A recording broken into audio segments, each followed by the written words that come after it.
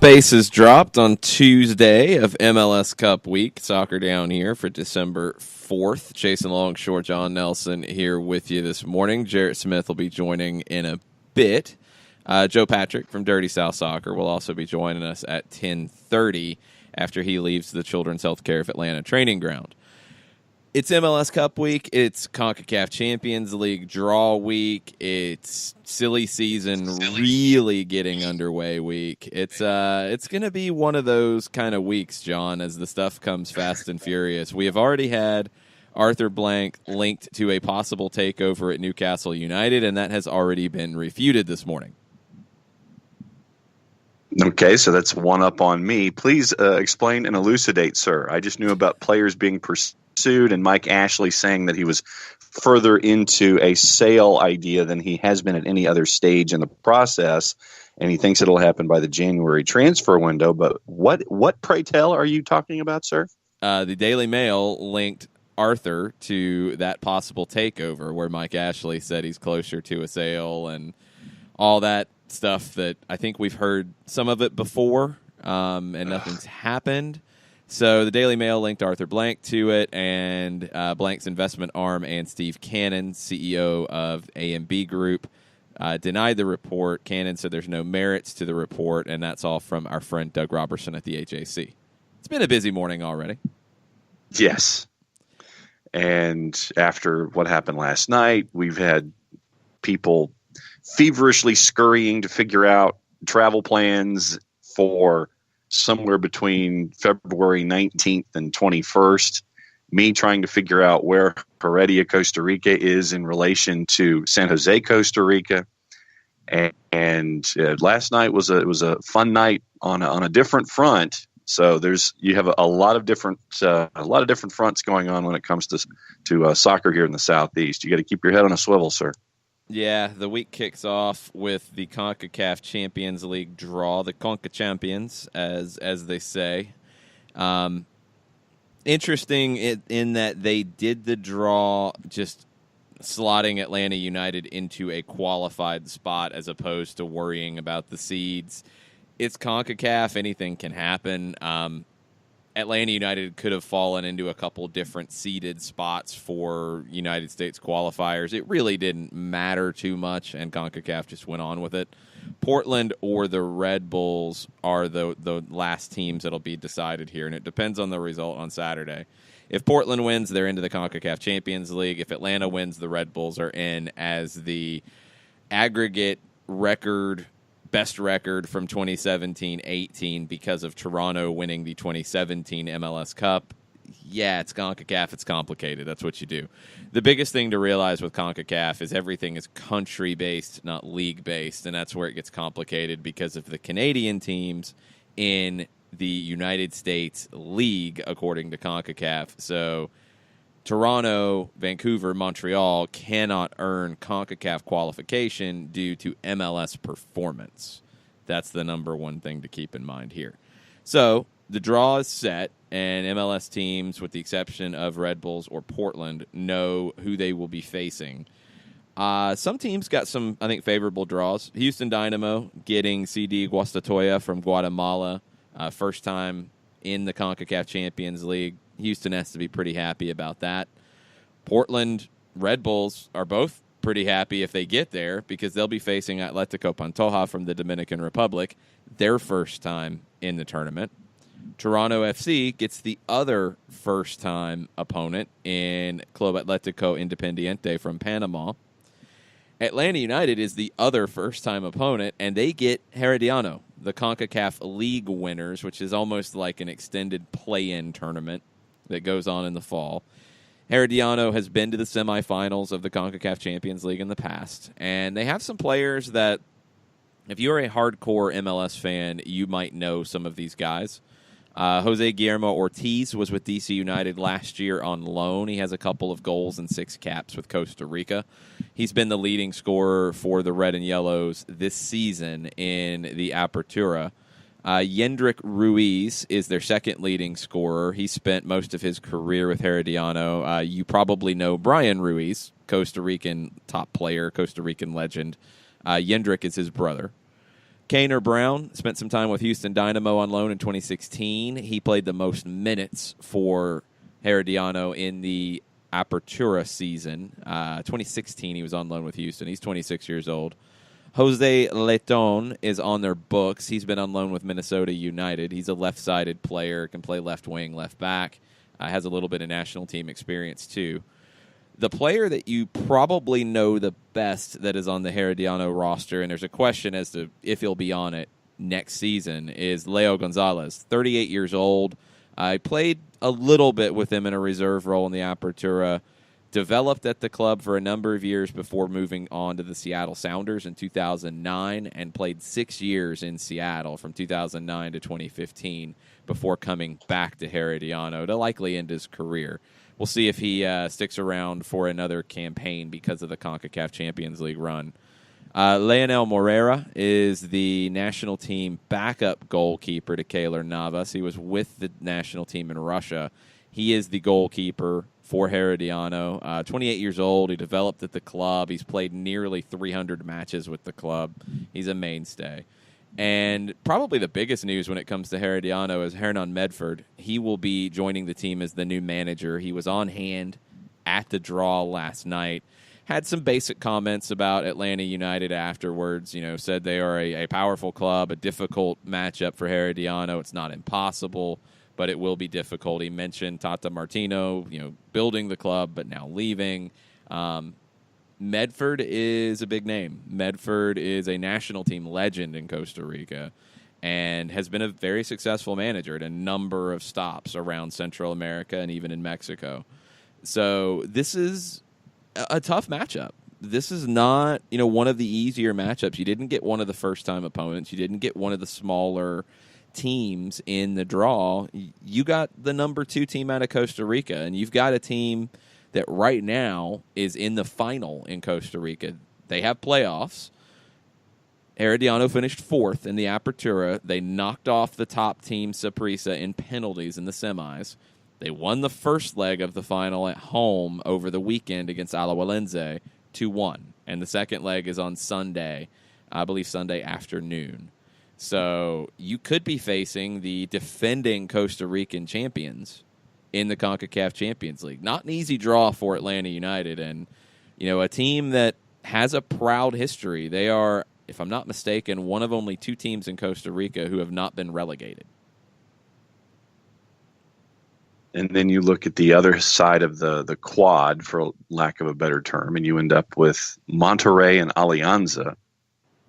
Should Atlanta United go through, you could end up playing Monterrey in the quarterfinals, and that's tall timber, to put it lightly. Yeah, but the way this tournament's set up now for Atlanta United with a tough opponent in the round of 16, you're not looking ahead. You can't even think about it. Monterrey has Alianza from El Salvador. That should be a comfortable win for Monterrey.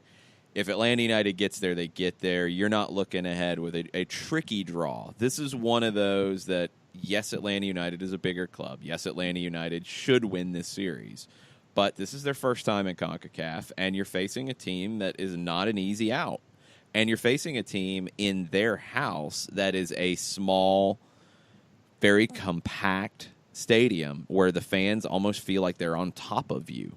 This is one of the more successful teams in Costa Rica that has just a rabid fan base, and you get Atlanta United coming into town in front of about 8,000 to 9,000 in this little bandbox, and that's going to be a tough first match in the 2019 campaign for Atlanta United, because they'll open at Herediano either February 19th, 20th, or 21st, and we're waiting on the scheduling announcement, which should be forthcoming anytime now. And you look in our timeline this morning, it has been fun to see both people discussing what happened last night and what's happening this weekend. So it's an interesting time if you're a fan of Atlanta United, just to kind of get everything in front of you and see what the present is and what the future could hold. It's been a fun couple of days, but really, the last 14 hours or so, it's been a fun 14 hours on multiple fronts. Well, yeah, you got the unfinished business here in 2018 with a championship to be decided on Saturday in your building. You've got all of the rumors and innuendo and talk about what's next in the immediate future. And now you know who your first opponent is in 2019. And that's how the 2019 season starts, is in Costa Rica against Herediano. You'll play 2 matches with Herediano before you get into the MLS season. And then if you advance, you'll be facing likely Monterrey, the big boy in the tournament. So Atlanta United did not get an easy draw in the CONCACAF Champions League, and it's not going to be an easy launch to the 2019 season under a new manager. And Sherbs, I think, has the inside track on best tweet of the morning. Useless trivia for hashtag Tuesday Thoughts. Fun fact, Marietta, Georgia is a sister city to Heredia, Costa Rica. Well, there you go. I think there's probably bunches of sister cities to lots of cities, so I don't know how Marietta and Heredia ended up getting linked, but okay, there you go. I saw that and I'm like, yep, that's an early good one. A word is also out about what we are up to on Saturday and what we are also up to with something that's really, really cool that we probably should promote during the show as well. That we started yesterday. Yes, there is a raffle going on for club seats, thanks to Andrew Baker, who unfortunately could not join us for MLS Cup, make the trip from Germany. So instead of making a killing on the secondary market, Andrew wanted to donate his tickets to a good cause. And thanks to the faction, we're raffling those off, and all the proceeds are going to benefit soccer in the streets and benefit local Atlanta soccer programs for kids who wouldn't otherwise have that opportunity.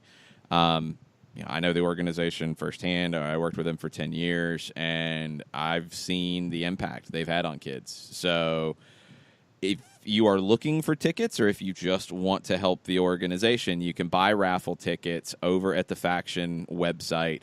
We have linked it from our Twitter at SoccerDownHere. We will continue to do so. We're going to draw the winner early on Friday morning. So buy your tickets, help out a good cause, and support a great organization and kids who need it. And again, thanks to Andrew Baker and thanks to the faction for thinking of us as we're putting all this together.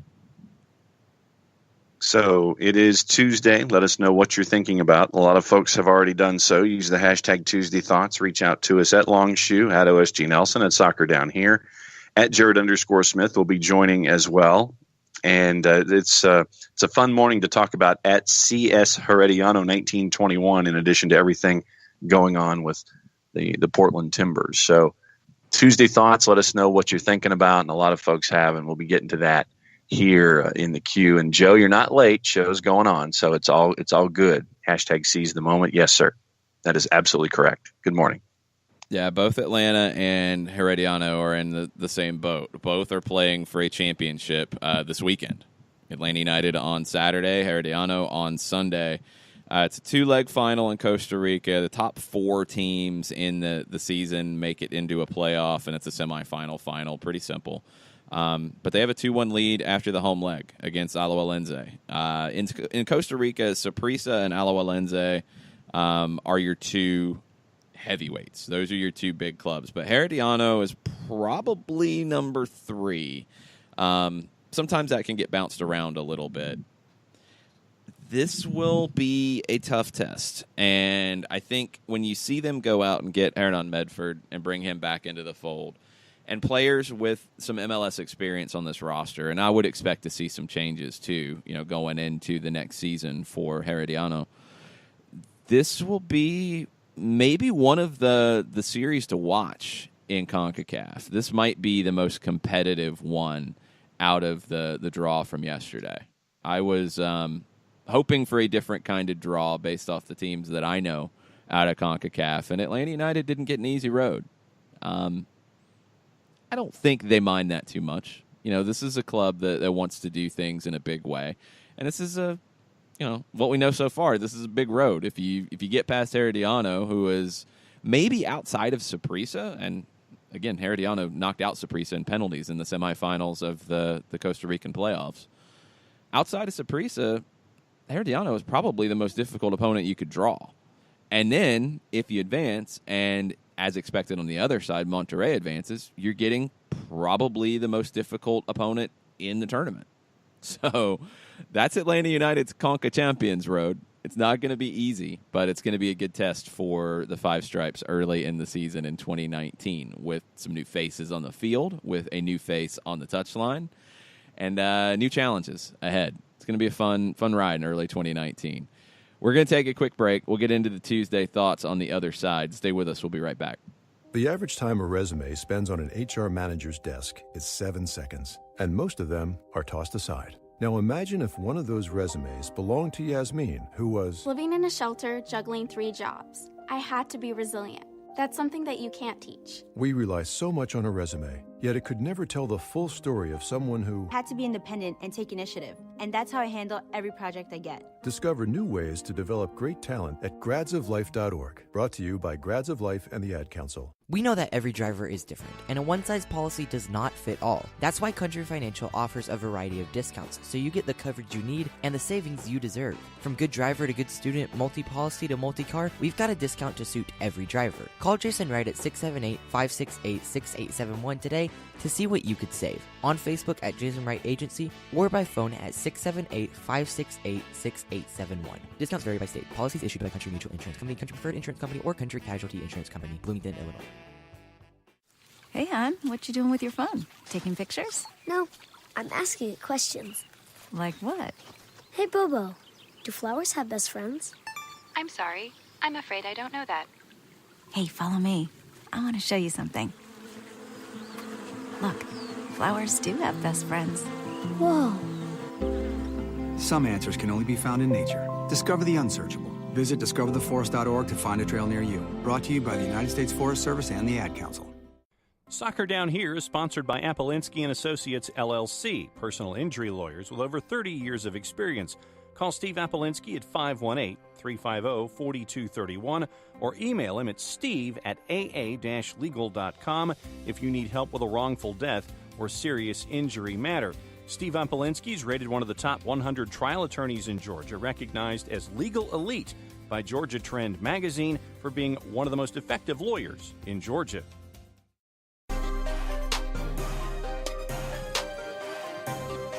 Welcome back to Tuesday Thoughts edition of Soccer Down Here, December 4th. Jason Longshore, John Nelson with you this morning. Let's get into your Tuesday thoughts on the Twitters. John, what do we have? Okay, so do you want Champions League material or do you want MLS Cup material? Because we have 2 tracks here this morning. Let's go ConcaChampions.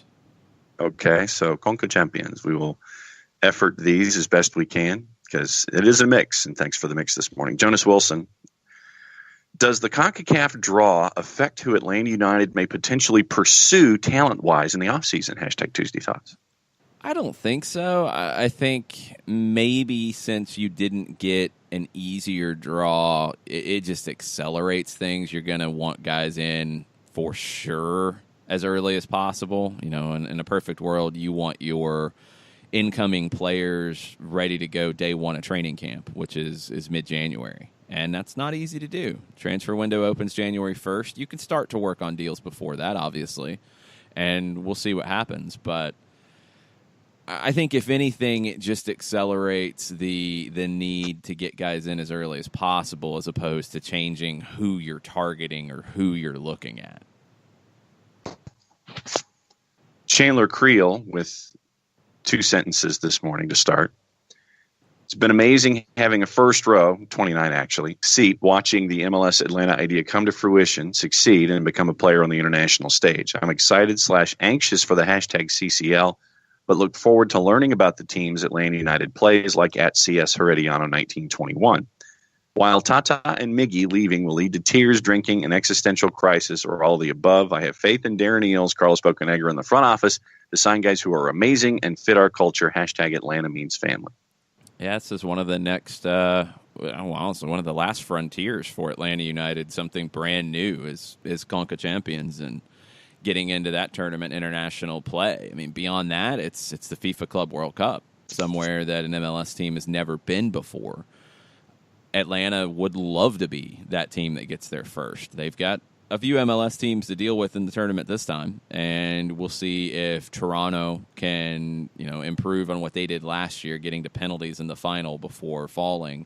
It's going to be tough for them because I think they've got a lot of questions going into 2019. I don't think it's the same situation for TFC this time around as it was last year. If Portland goes in, that's a side that I could see having success in CONCACAF for sure. We know Red Bulls had success last time around. Their style makes it difficult, and their style is easy to plug and play into. So for new faces, for players playing in CONCACAF Champions League, next to MLS games in the early season, they can handle that sort of thing. They handled it better than Toronto did last year, although they didn't get past Chivas in the semis. Kansas City, that's a team that is very balanced, very good defensively. That always serves you well in these types of tournaments. Houston, you've got players who know these types of opponents. You've got players, a lot of Central American players. So this is not going to be a tough situation for the Dynamo. And I think the Dynamo, if they stay healthy, are a team that can compete. It's just about depth for them. They don't have a lot of depth, so injuries affect them more. And Juan David Cabezas being injured this season really messed them up more than anybody's really talked about, in my opinion, because you didn't have a replacement for him. And when you lose your six, you're going to have some problems. So CONCACAF Champions League is, after MLS Cup, the next big thing on the agenda for Atlanta United. And, it's tough to kind of look at this agenda if you're Atlanta United right now and not start to look ahead. But Saturday, 70,000 plus. We'll see what the number ends up being. I'm going to assume it is the largest crowd in MLS history. And that is an opportunity to lift the big trophy for the first time. You got a nice trophy last week. It's good. It goes in the trophy case. It's a good thing. You had fun with it. But now you've got the big boy out there, the big trophy on Saturday, MLS Cup, and a chance to do it in front of your fans. Not every team gets that opportunity. Portland didn't get that opportunity in 2015. They had to go to Columbus to do it. So we know that they can go on the road and win these big matches. They've shown that this season. They've shown that in their history. After that, it's honestly a short break for Atlanta United before turning back around and getting ready to play again. And there will be changes. This is the life of a big club. But Atlanta United will be prepared when the campaign starts in 2019 in Costa Rica. That's maybe a big wake-up call for, we have no time to spare now. It will be, get into camp as early as possible, put the work in, and be ready to go and get a result in Heredia, Costa Rica in late February, because you get the home leg second. You get that result on the road in the first leg, you take care of business at Mercedes-Benz, and you advance, hopefully to a big-time heavyweight matchup with Monterrey in the quarterfinals. Nathan Pugh says, the draw-in at the Champions.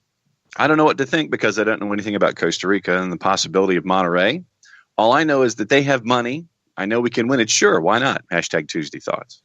Monterrey, definitely mucha plata. Herediano, as we've said, they are right now in the final of the Costa Rican playoffs. They have a 2-1 advantage after the home leg, hosting Alajuelense, who did not qualify for ConcaChampions this time around. They knocked off Saprissa, who is the probably most recognizable team from Costa Rica. Herediano knocked them off in the semifinals of the playoffs this year. Took penalties to do it, but they got past Saprissa, which is not an easy thing to do. So this is, I honestly think, out of the 7 teams that Atlanta could have been drawn with, this is the second most difficult. And they beat the most difficult one last week, or a couple weeks ago. So maybe 1 and 1A is what you're looking at. It is as tough of a road as you can get if you're Atlanta United, because Monterrey looms in the quarterfinals if they get past Alianza from El Salvador, and you would expect them to do so. it's a tough road. But if you get past those first two, you're going to be flying with confidence. That's for sure. Then the host of soccer over there, Nick Alifi, says, I would think that ATO UTD2 allows Atlanta United to not worry as much about the same issues Toronto ran into last year, re-DPs. I think they've already made the call on who they want, regardless of CONCACAF Champions League. My concern is fit and function. The compressed timeline will be problematic.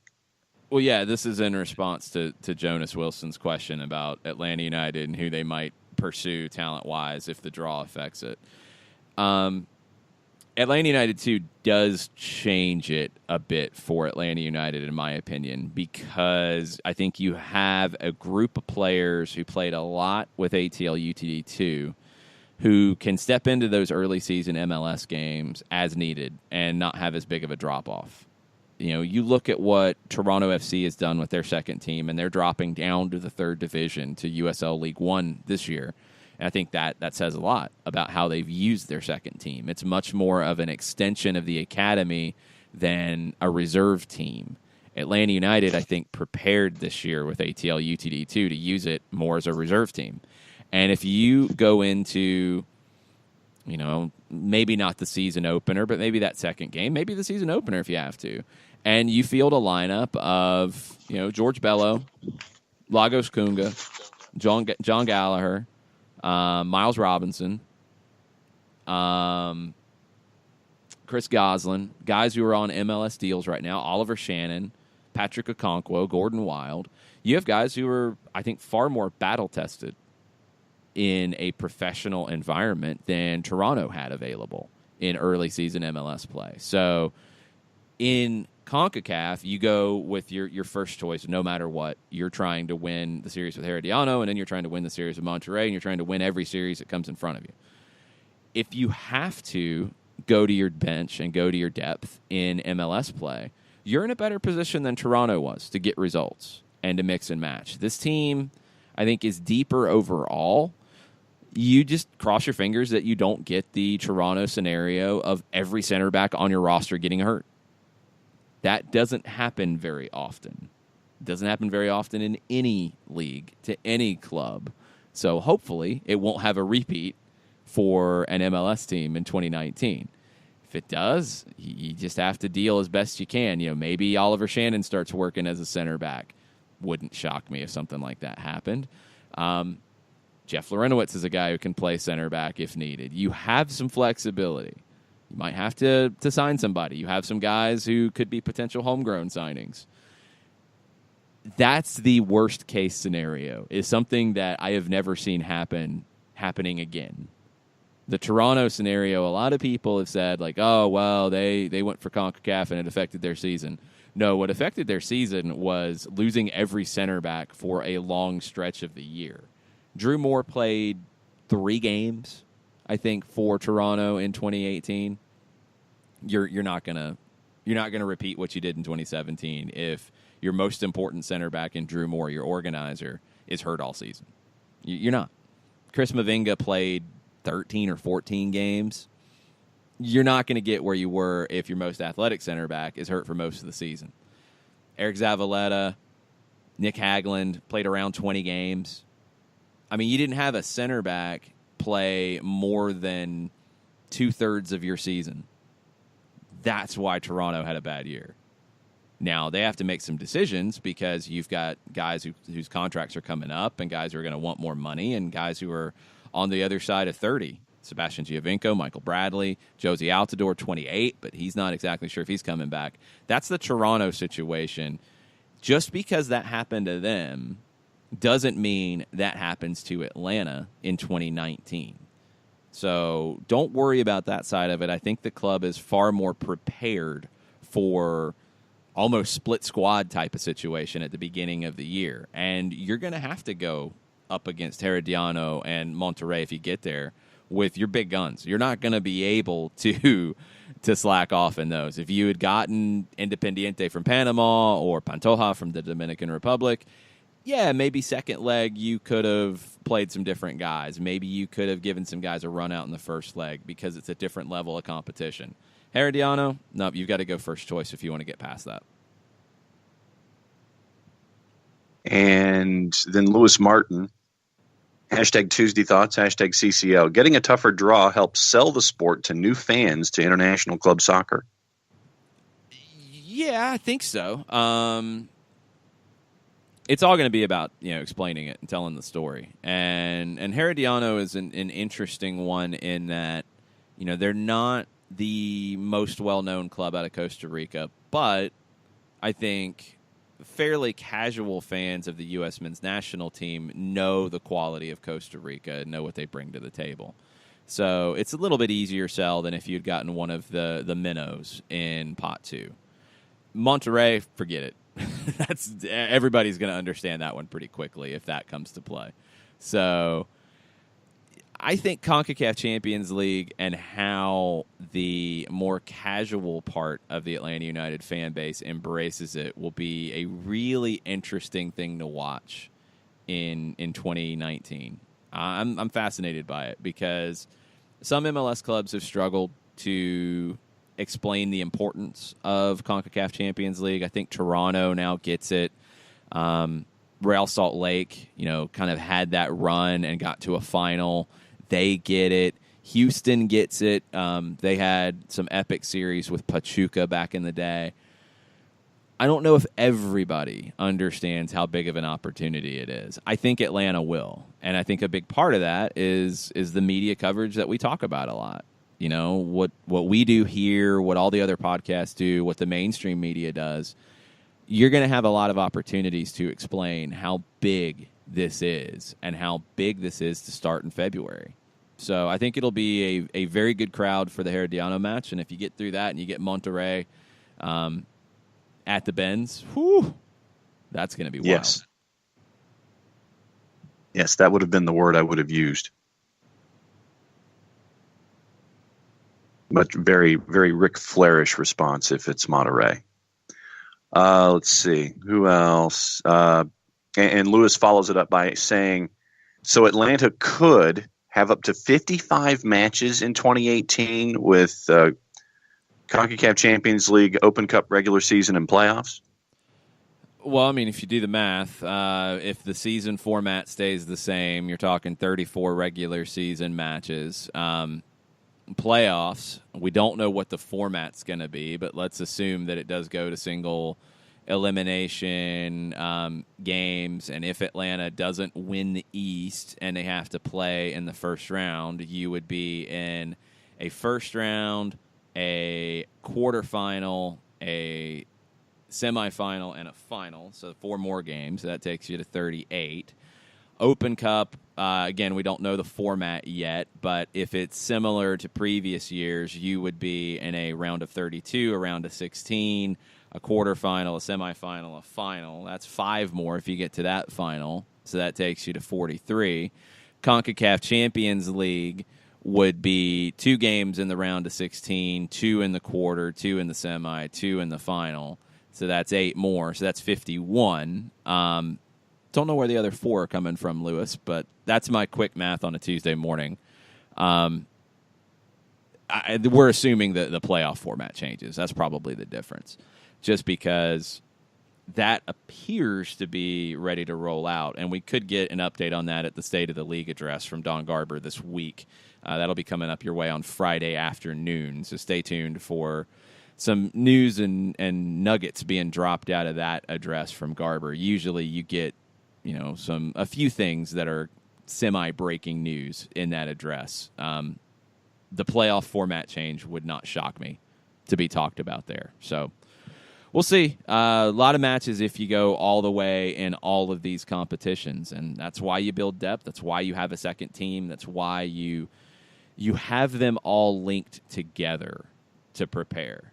It's not just a second team out on an island that's playing over here and they live in a different universe. You can't do it that way. You have to do what Atlanta United did, where you had ATL UTD2 guys training with the first team on a regular basis. Even at the end of the season, after the USL season ended, you had Atlanta United 2 guys there, because if you have to make a signing, if you look at it and you get into CONCACAF Champions League and it's like, man, we are stuck here. We need to sign somebody to an MLS roster so we can have a little more flexibility. Oh, Jack Metcalf, he trained all fall, and he really fits in here well, and he knows what we're doing. Yes, we're going to sign him.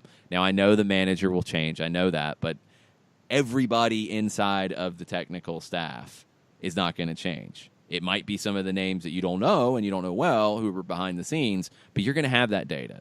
You're going to have those reports of how somebody performed. You're going to have all of that.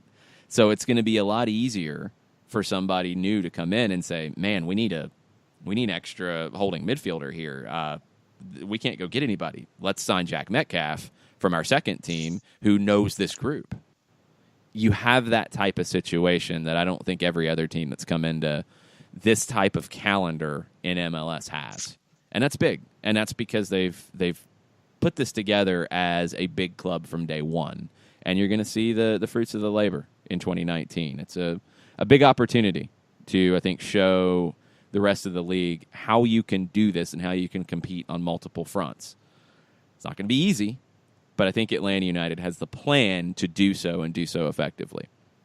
Let's take a break before we get into more of your Tuesday thoughts. There's also some news and rumor and all kinds of stuff as we get close to a silly season as well.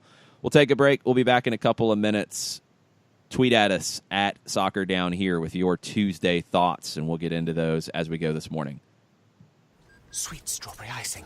You're in Goodwill, and just past that vintage denim jacket you spot miniature donut earrings. You lean in.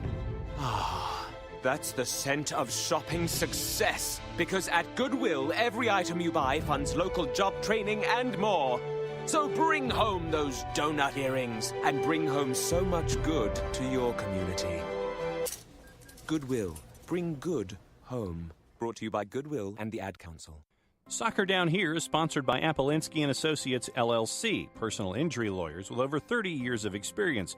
Call Steve Apolinski at 518-350-4231 or email him at steve@aa-legal.com if you need help with a wrongful death or serious injury matter.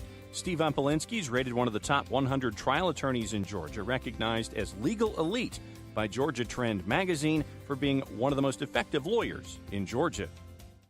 Hamilton was adopted from a rescue in 2008. He really likes to be around people. I get out my mat and I'm doing a downward dog and he's underneath. He's quite the pug about town. He gets invited to a lot of parties. He knows he's a pretty big deal. Look at this little face. How could you not love him? Hamilton the Pug, Instagram star and shelter pet. Amazing adoption stories start in shelters. Visit theshelterpetproject.org to find a pet near you. Brought to you by Maddie's Fund, the Humane Society of the United States, and the Ad Council. As a business owner, you know that every year brings new challenges and opportunities. The success of your business demands expertise and focus. And Country Financial can help you keep that focus by helping ensure you have the right insurance protection in place to meet your goals. Jason Wright can help you create a customized insurance plan that has coverages designed just for your business. Give Jason a call at 678-568-6871 or reach him on Facebook at Jason Wright Agency. Coverages vary by state. Policies issued by Country Mutual Insurance Company, Bloomington, Illinois.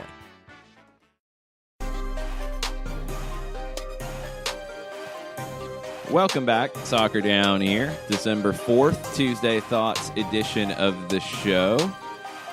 Jarrett Smith now joining us. What's up, Jarrett? Not a lot. There he is. I was going to say, wait a minute. You fell for my trap. Wasn't a good trap, but it was a trap. Not much. Just absorbing CONCACAF Champions League as much as I can, which is kind of like taking in lead poisoning. No, Yikes. Not at all. Not at all. It's not like that. Why do you say it's like that? It might be dangerous to my health, but I'm still going to do it anyway. This is kind of like the 1904 marathon or like early Tour de France where they're like taking rat poisoning to dull the pain. Like, I'm just going to survive. I'm going to survive through this. Is it good for me? I'm not really sure yet, but I'm going to have fun with it either way. Wow. Man, that's a dark intro to get into some Tuesday thoughts. Thanks, Jarrett. And good morning. Hope you guys are doing well. Yeah, I was.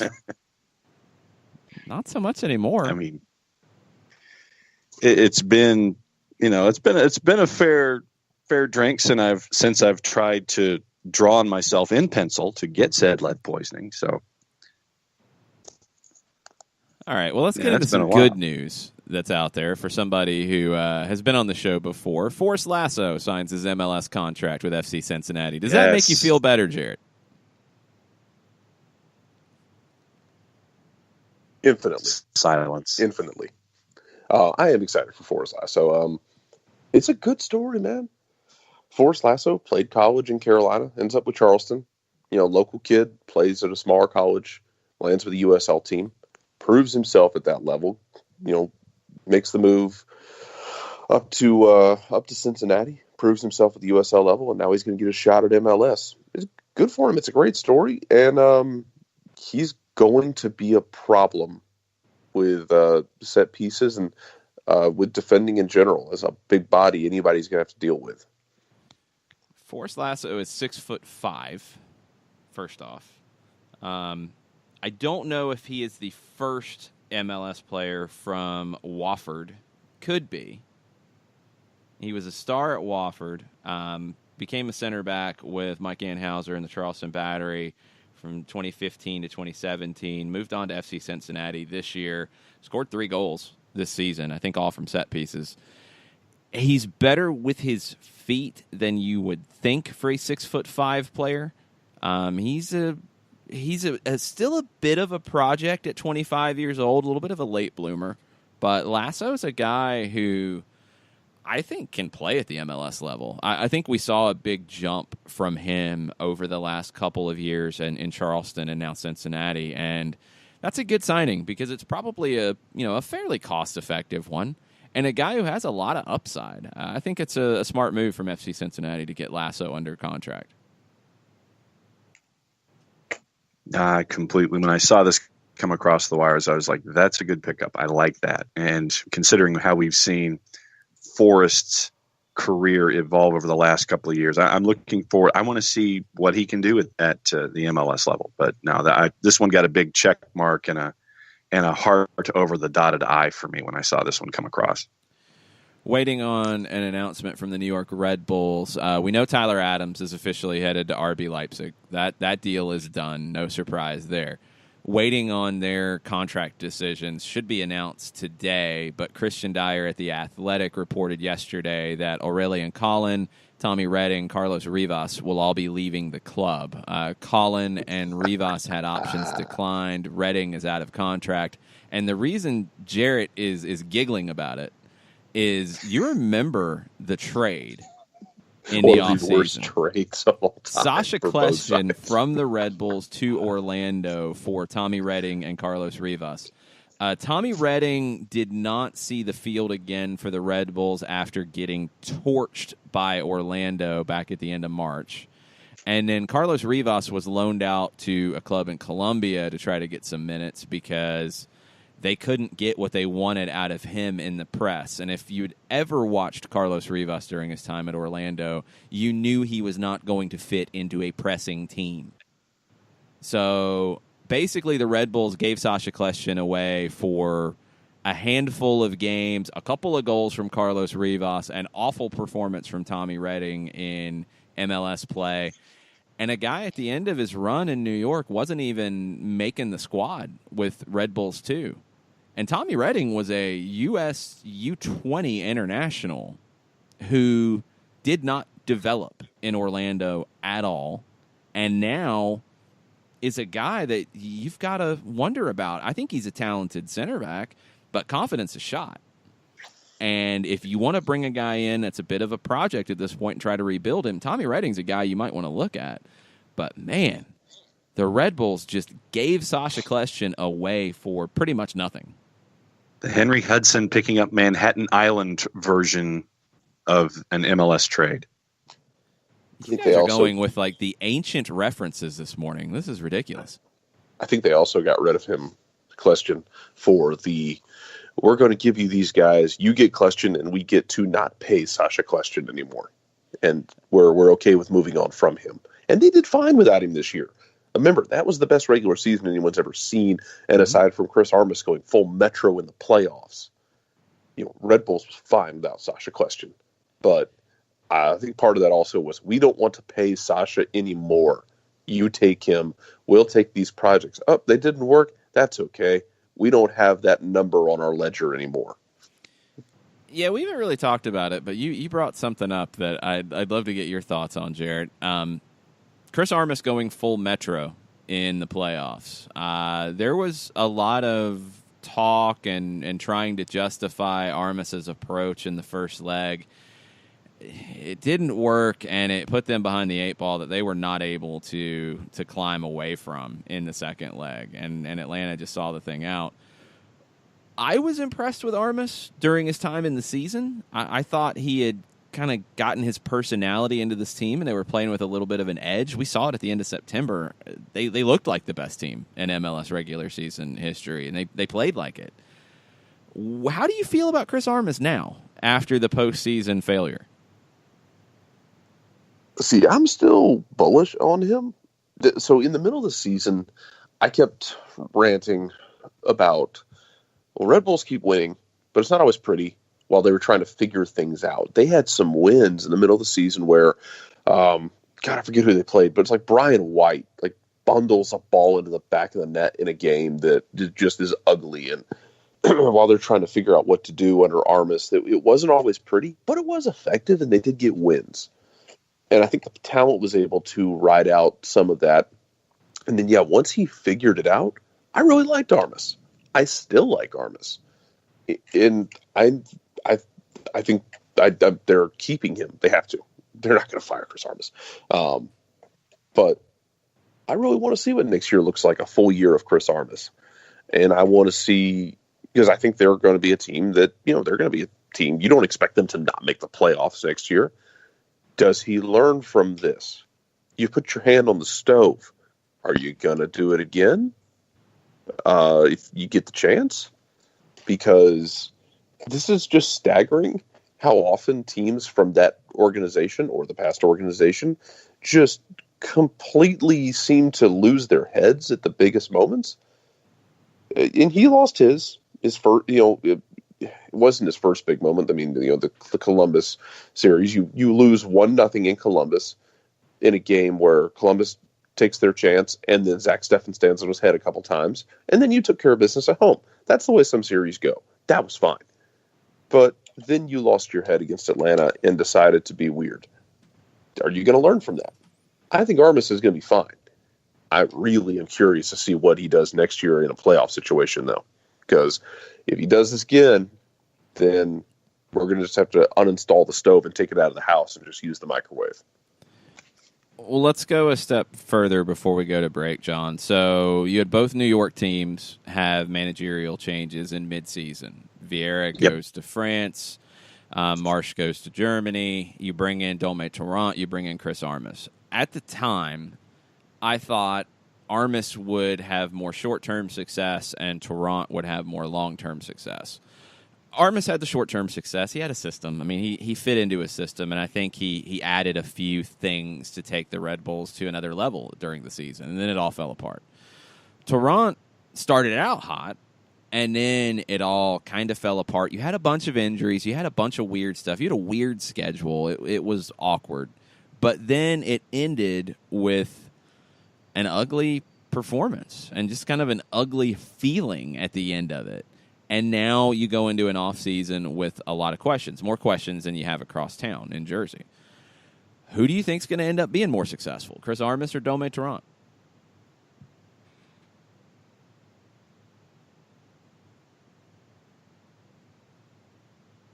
John, are you thinking?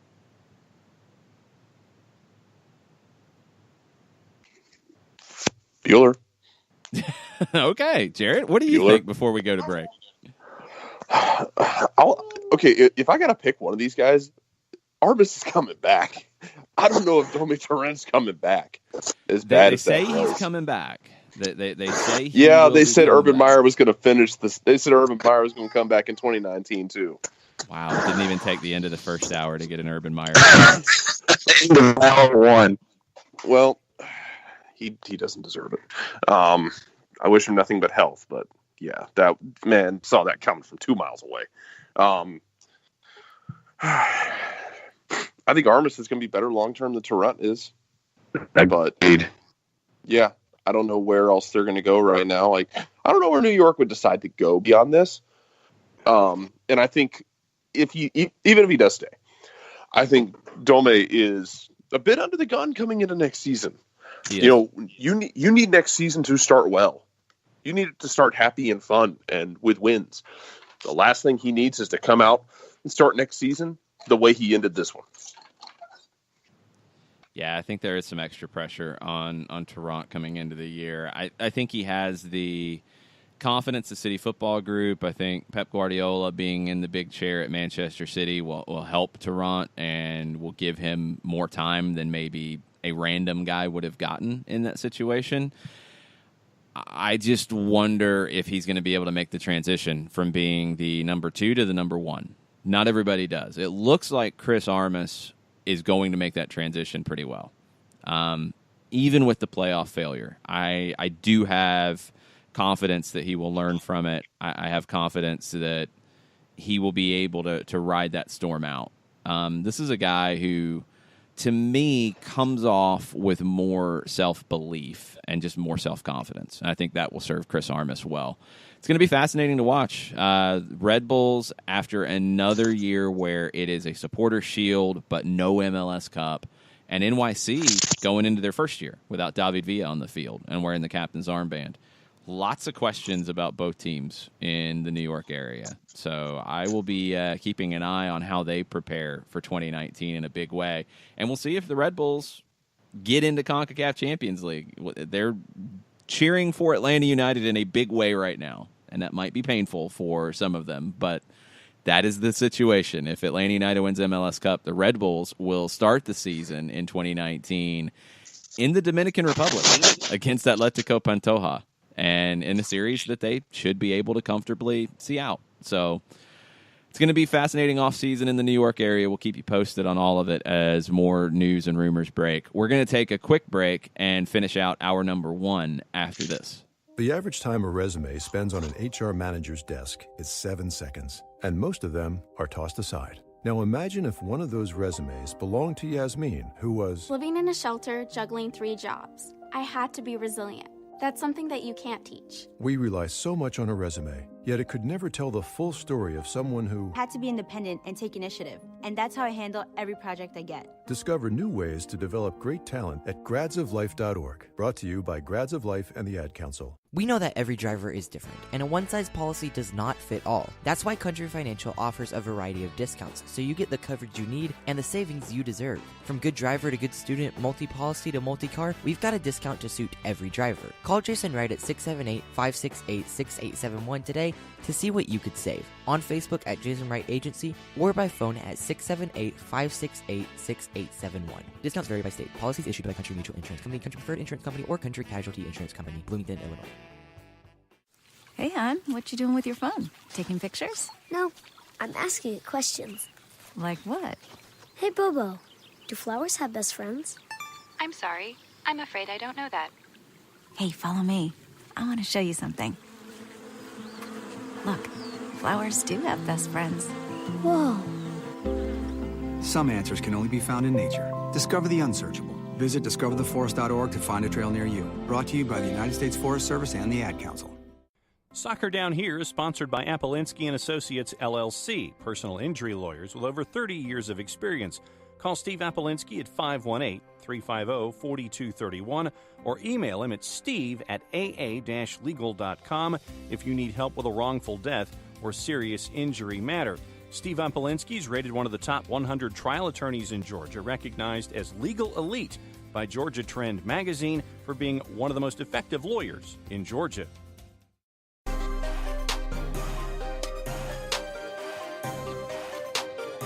Welcome back. Soccer Down Here, finishing up hour number 1 on a Tuesday Thoughts kind of day, December 4th. Jason Longshore, John Nelson, Jarrett Smith with you this morning. John, do we have another Tuesday Thought we can use to finish out hour number 1?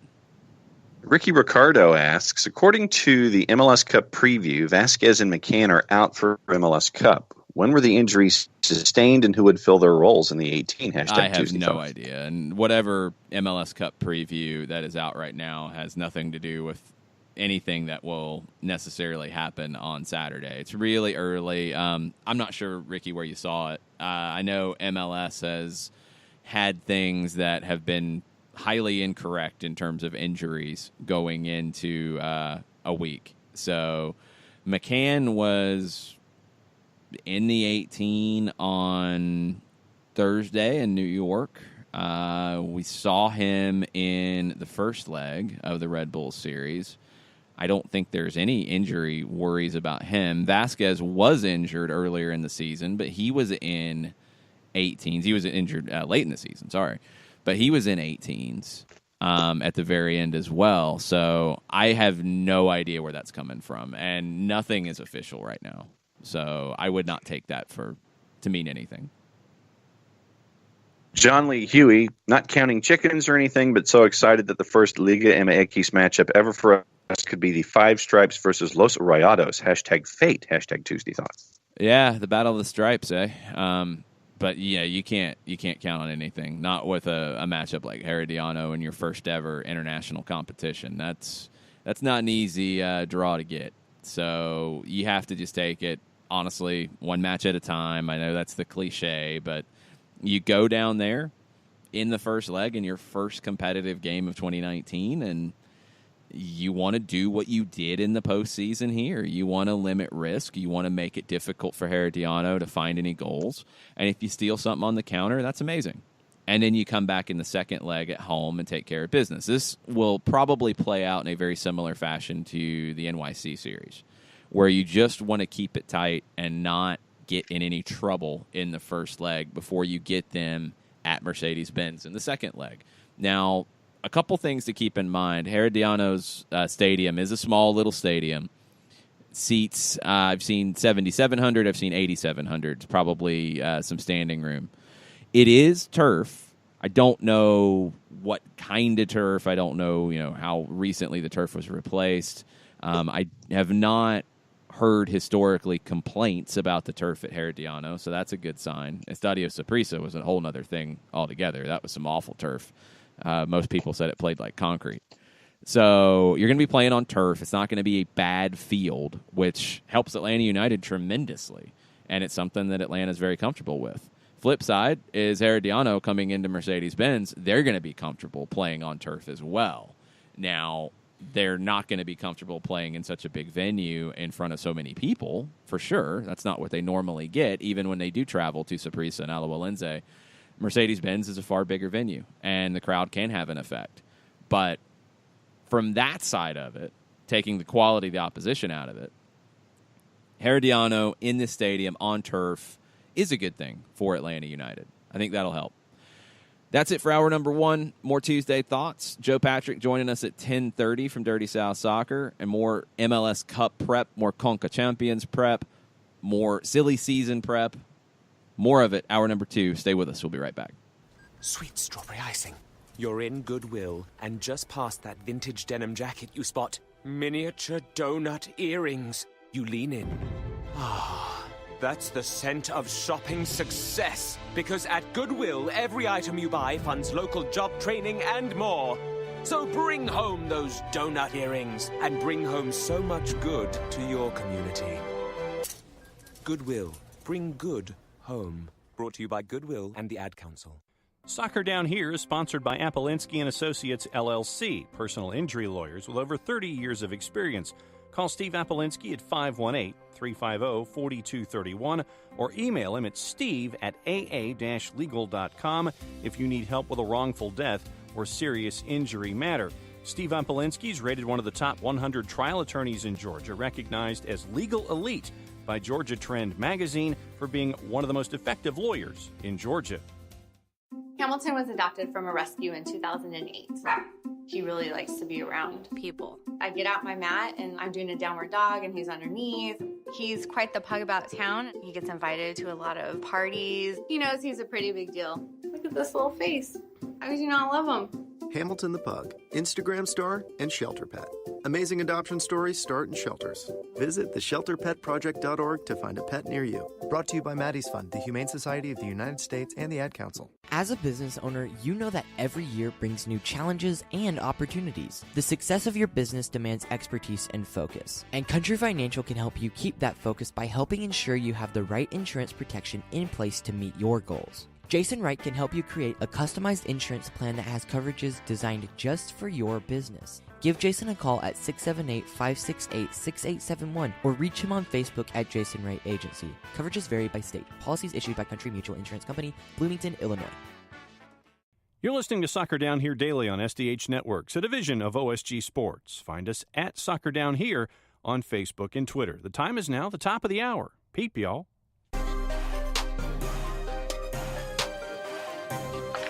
Hour number 2, Soccer Down Here, December 4th edition. It's Tuesday Thoughts edition, which means we're taking your thoughts throughout the show on Twitter at Soccer Down Here. Use the Tuesday Thoughts hashtag. I'm Jason Longshore. John Nelson, Jarrett Smith are here with me as well.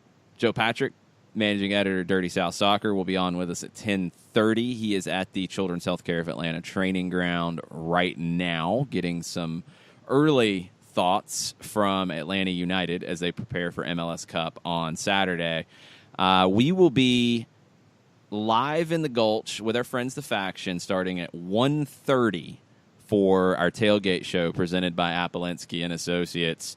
We will have a little bit of a crossover time with Unrelegated as well. Jay and Kelly will be taking over for us after we're done.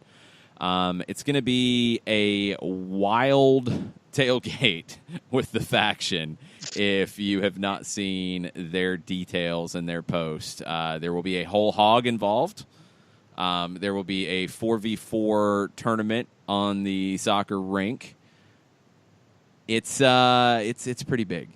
It's about as big as it gets. There is a trash can chip game. If you can chip the ball into a trash can, you can win a prize. I might give that a go. See if I feel lucky. Lots of fundraising for the Fugees, and if you're trying to get to it, if you're riding Uber or Lyft, get dropped off at Phillips Arena. State Farm Arena. Sorry, State Farm. And they're not then paying go you. down the stairs. You owe them $2. They bought that. State Farm, I am a customer of State Farm, so I will apologize to State Farm, even though they're not sponsoring us. And if they want to, hello, my email's in my Twitter timeline. So, if you're riding Uber or Lyft, get dropped off outside of the Dominique Wilkins statue, then go down the stairs at the MARTA station, go to the very back of the Gulch. You will see a gigantic Heineken trailer, and if it's between 1:30 and 2, you will see us on top of it. And if it's after that, you'll see Jay Riddle and Kelly Francis on top of it, and there you go. It's going to be a pretty crazy day. Do they have a like a penalty shootout kind of thing set up? Because we still have to settle that score. I believe they do not, no. Okay, we still have to settle penalties. About what? You have claimed multiple times you want to shoot penalties against me. Oh, I mean, yeah. I mean, that's just a given. You know, if there's a penalty kick shootout set up, then yes, I will take penalties and I will score out of 5. I kind of want to say I'd go 5 out of 5 against you, but that's very confident. I don't think that's misplaced confidence either. That's very confident. That's not misplaced confidence. And I'm very out of practice, so I would. Here's why you're going to hit 5 out of 5. I'm going to stand in the middle. I'm not getting Panenka, so I'm just going to stand there. And as long as you hit it into a corner, yeah, you're going to be fine. See, but that's mind games. So you say that, and I'm like, all right, Ramondo. Okay, and then you're going to cheat over to one side. I'm going to get stuck. So fun fact, friend of the show, Andy Bunker of the Bunker Mentality, told me once when he took penalties when he played in high school. He said, I wasn't good at penalties. He said, what I would do is I would walk up to the spot. As I'm walking up, I would look to one corner. I would just stare at that corner continuously.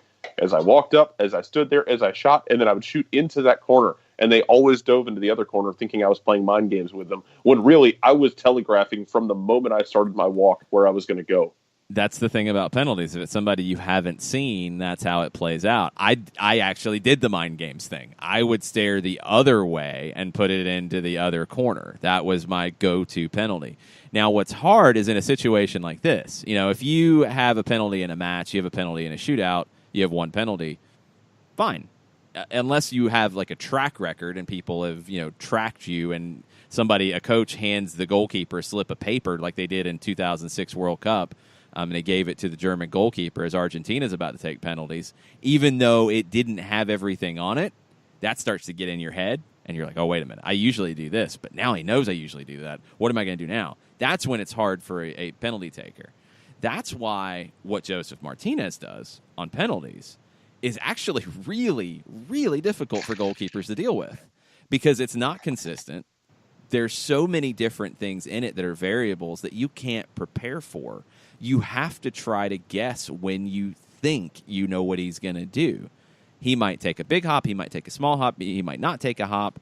He doesn't really have a consistent tell in which way he's going to go. He doesn't have a consistent way he goes. So that's why he's so difficult. In a one-off on a penalty situation, okay. But once you start to have that track record, whatever the goalkeeper can do to throw you off, then it gets in the penalty taker's head. That's the mind games of penalties that can be really tricky. So if I'm going to take 5 penalties against you, I can't do the same penalty 5 times. That's what's hard in that situation. I'm going to have to mix it up, and then you got to go TJ Oshie on him. Yeah, TJ Oshie with his 25 penalties. Different with a hockey penalty. It's not even at all the same thing. It's just like in a 5-second, 35-yard penalty, the old school MLS NASL shootout. It's different because you have so many different things you can do to change it up. In a penalty, you're going to want to go with what works because of the situation. And if you just consistently do the same thing over and over again and you take 30 penalties in your career and then somebody comes out and tells the goalkeeper or hands him a slip of paper, he goes to the right every time. And you see that, and you're like, wait a minute, I can't go to the right. He knows I go to the right. How do I make him go to the right and me go another way? How do I make him think I'm going another way and still go to the right? That's the mind games of penalties. It's very difficult. I maintain the most evil thing Joseph did this year was against Andre Blake against Philly, where he didn't do the jump and he just smashed it twice on penalties and put it in everyone's head. Oh, he might not always do the jump. He might just step up and smash the living hell out of it, and in which case you're not going to react fast enough. So you can't just stand there and wait for the jump. And the seed is planted. We're done here. That's the thing. If he gets a penalty in the final or in a shootout, you've got to consider that now because we've seen it. So you're in bad shape if you're the goalkeeper dealing with a Joseph Martinez penalty. We've got an update from Andrew Baker, who did our research for us, our crack research staff. Herediano's artificial pitch was put in place in 2010. Not sure if it's been replaced. So I would think that it's been replaced. If it's been down since 2010, it will play like concrete. I would think it's probably been replaced at least once. It's not AstroTurf. It's not the old Saprissa turf that was just awful. I'd hope it's been replaced since 2010, and we'll find out. We have plenty of time. But it's a fairly recent development that Herediano Stadium has had turf instead of grass. ATO-UTD fan number 1 says there's so much going on right now, but all I can focus on right now is getting that star above our ATO-UTD crest this Saturday. My early predictions, 3-0 Atlanta United. I will refocus on everything else after we win, and my hangover is over. Hashtag Unite and Conquer, hashtag Tuesday Thoughts. Yeah, I mean, that's what it comes down to is, okay, you've got the CONCACAF draw done. It's out of the way. Don't have to worry about that for a while. There is a managerial search. It's going to happen. You know there's going to be somebody new. Not going to be somebody new for Saturday. You know there will be some turnover in the roster. Not for Saturday. Everything right now inside the training ground, everything right now inside this team is about delivering the best performance you ever have in your biggest moment on Saturday. and rewarding this fan base, rewarding this club, rewarding the ownership, rewarding each other with MLS Cup. And it's easy now to block everything else out and just focus, because you're going to need to have that focus.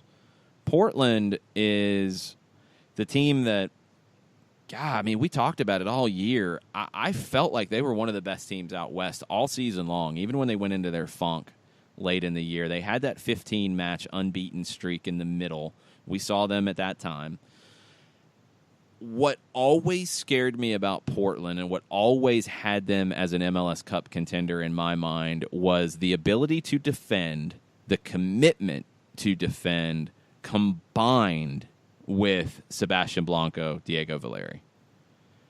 The Red Bulls had that commitment to defend, and they did it in a completely different way. They didn't defend deep. They defended up high. It's still a commitment to defend, but who was the game changer for New York? If you defend well and you need a goal, who's going to make it happen for you if you're New York? I don't know. That's a big talking point in New York right now. Who's going to make that moment of magic happen for you in Portland? It's going to be Valeri or Blanco. One or the other. You know that. Diego Chara can make things happen, but he's going to be doing it more from a defensive perspective. If you need a goal, if you need a moment of magic, and you're Portland, you have complete confidence in Diego Valeri. He's done it before. You have complete confidence in Sebastian Blanco. He had the goal of the postseason. That's the difference. Kansas City didn't really have that, although Johnny Russell's close to that category. Red Bulls didn't have that. NYC had that, and that was one of the fears about NYC because of David Villa. But David Villa is not Diego Valeri or Sebastian Blanco at this stage in his career. Atlanta United scares teams because Miguel Almiron has that. Joseph Martinez has that. Tito Villalba, I think, has that with the moments he stepped up I in was big about to situations. say, Tito with a yard of space from inside of 30 yards, you've got to close him down. That's the thing about this game now is you have two teams who are committed to defending, are committed to limiting risk, but can absolutely ruin your day with a moment of magic going the other way. And they have players who can rise to the occasion. That's what you want in the final.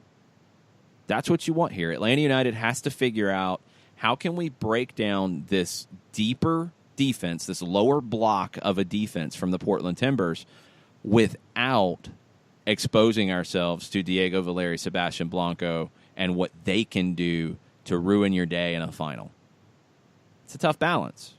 Portland has to figure out how to deal with kind of the same thing. Atlanta's been defending in a little bit deeper stance, a little bit deeper position, in a way that you haven't seen them do as much. There's not as much tape on Atlanta playing in the 3-5-2 in the manner that they have. You've got to figure out how to create some chances doing that, but not getting exposed to Miguel Almiron, to Tito Villalba, to Joseph Martinez, to Julian Gressel creating a chance as well. It's an interesting tactical battle between the two. I can't wait to see how both teams come out, lineup and shape-wise, and in how they adjust as the night goes on. Because I think you'll see each team make some changes to this. I don't think you're going to see the same 11, the same shape, start to finish for either side. ATLTID with a question, and they want to know, can you go into a little detail on the rumored coaches the front office are looking at in Argentina? I haven't dug too deep because there's lots of other things going on at the moment. The name that's been mentioned the most is Guillermo Barros Schelotto at Boca Juniors. He's got a rather large match to deal with on Sunday in Madrid, which is crazy, but that's where we're at this point. He's a guy who's won a couple of titles with Boca Juniors. He won a title with Lanús as well. Played in MLS, won MLS Cup with the Columbus Crew. He is one of the best ever players from Boca Juniors in their history. He's a guy who tactically, and I've looked at him a little bit in terms of tactics. There's some subtle differences between Tata Martino and Guillermo Barros Schelotto. Schelotto is a little bit more of a higher press, a little more of a 4-3-3 guy, even more than the 4-2-3-1, although he's shown flexibility there. He's a guy who will want players who are going to work hard on the defensive side of the ball. I think that is in Atlanta's DNA. Could it look a little more like Atlanta United looked last year in terms of playing on the front foot and pressing and then trying to create their chances going forward? It could. But I think Schelotto has a few more tricks than just that. So the knock on Schelotto is that he hasn't won as much as he should because Boca is the biggest team in Argentina at the moment. What is he going to do in a situation like Atlanta? Well, it's kind of similar in a lot of ways. People have said, oh, well, at Boca he had more talent and he had a club that spent more. Well, that's kind of the situation in Atlanta, so he'd be stepping into a very similar type of boat. I think it'd be okay. I don't think there's any huge issues if it's Guillermo Barros Schelotto. Jorge Sampaoli was a name that was linked early on in the process, and then it kind of faded away a little bit.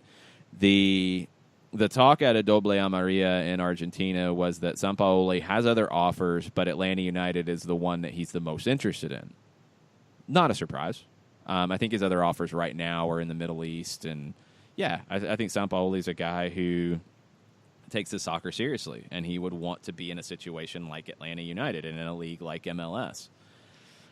He's coming off of a very difficult World Cup campaign, and I don't know if anybody could have stepped into that Argentina team when Sampaoli did and gotten anything better out of it, to be perfectly honest.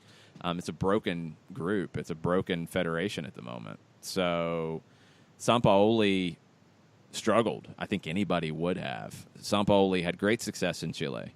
He won back-to-back Copa Americas. He has been a club manager and had success.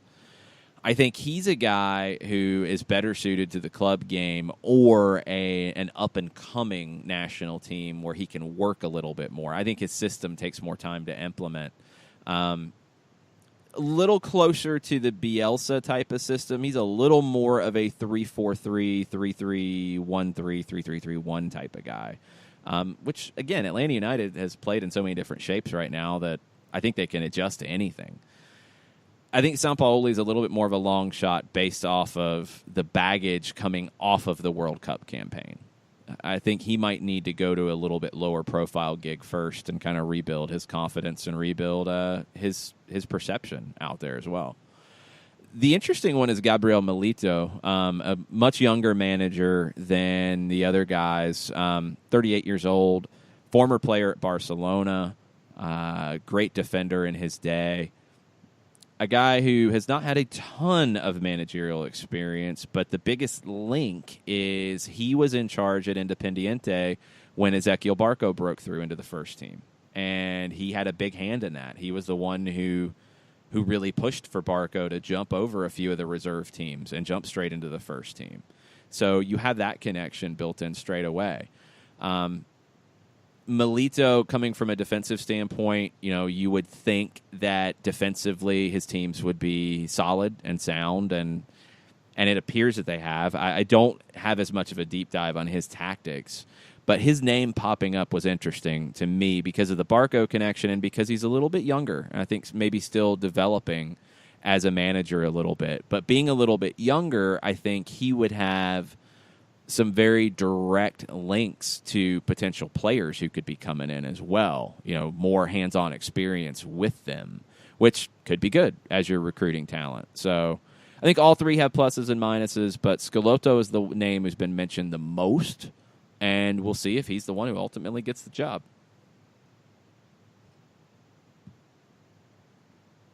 And then Shiva has a Tuesday thought, and it says, my Tuesday thought is at Alexi Lawless in his State of the Union podcast. He says, Atlanta United is a super club, but in order to maintain that, they have to win the Cup, the CCL, and another Cup next year. Is winning all of that what makes you a super club? Okay, we're gonna let that one marinate for a minute. Alexi Lawless has been obsessed with the word super club since his time. I can't remember if he coined that when he was in charge of the transition from Metro Stars to Red Bulls, or if he coined it during his time with the LA Galaxy. But that's been his buzzword for a decade plus now. So keep that part in mind, but we'll talk about the definition of a super club in MLS on the other side of the break. Stay with us. We'll be right back. The average time a resume spends on an HR manager's desk is 7 seconds, and most of them are tossed aside. Now imagine if one of those resumes belonged to Yasmin, who was living in a shelter, juggling 3 jobs. I had to be resilient.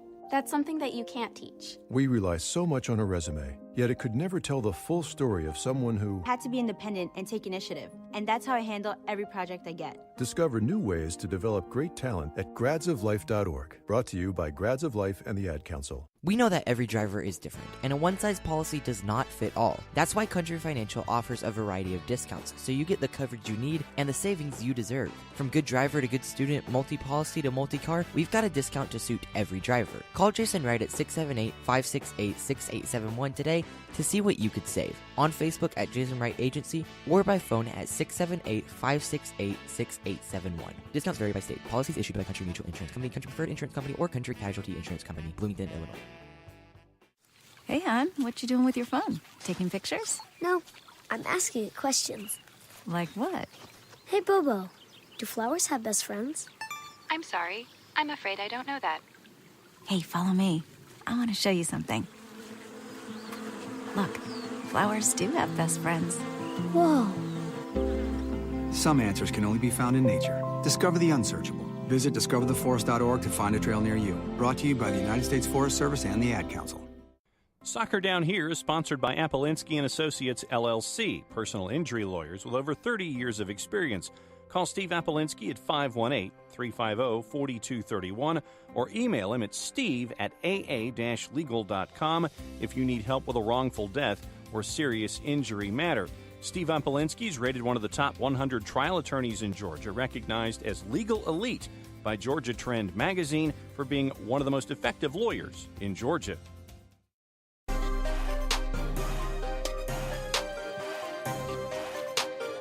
Welcome back.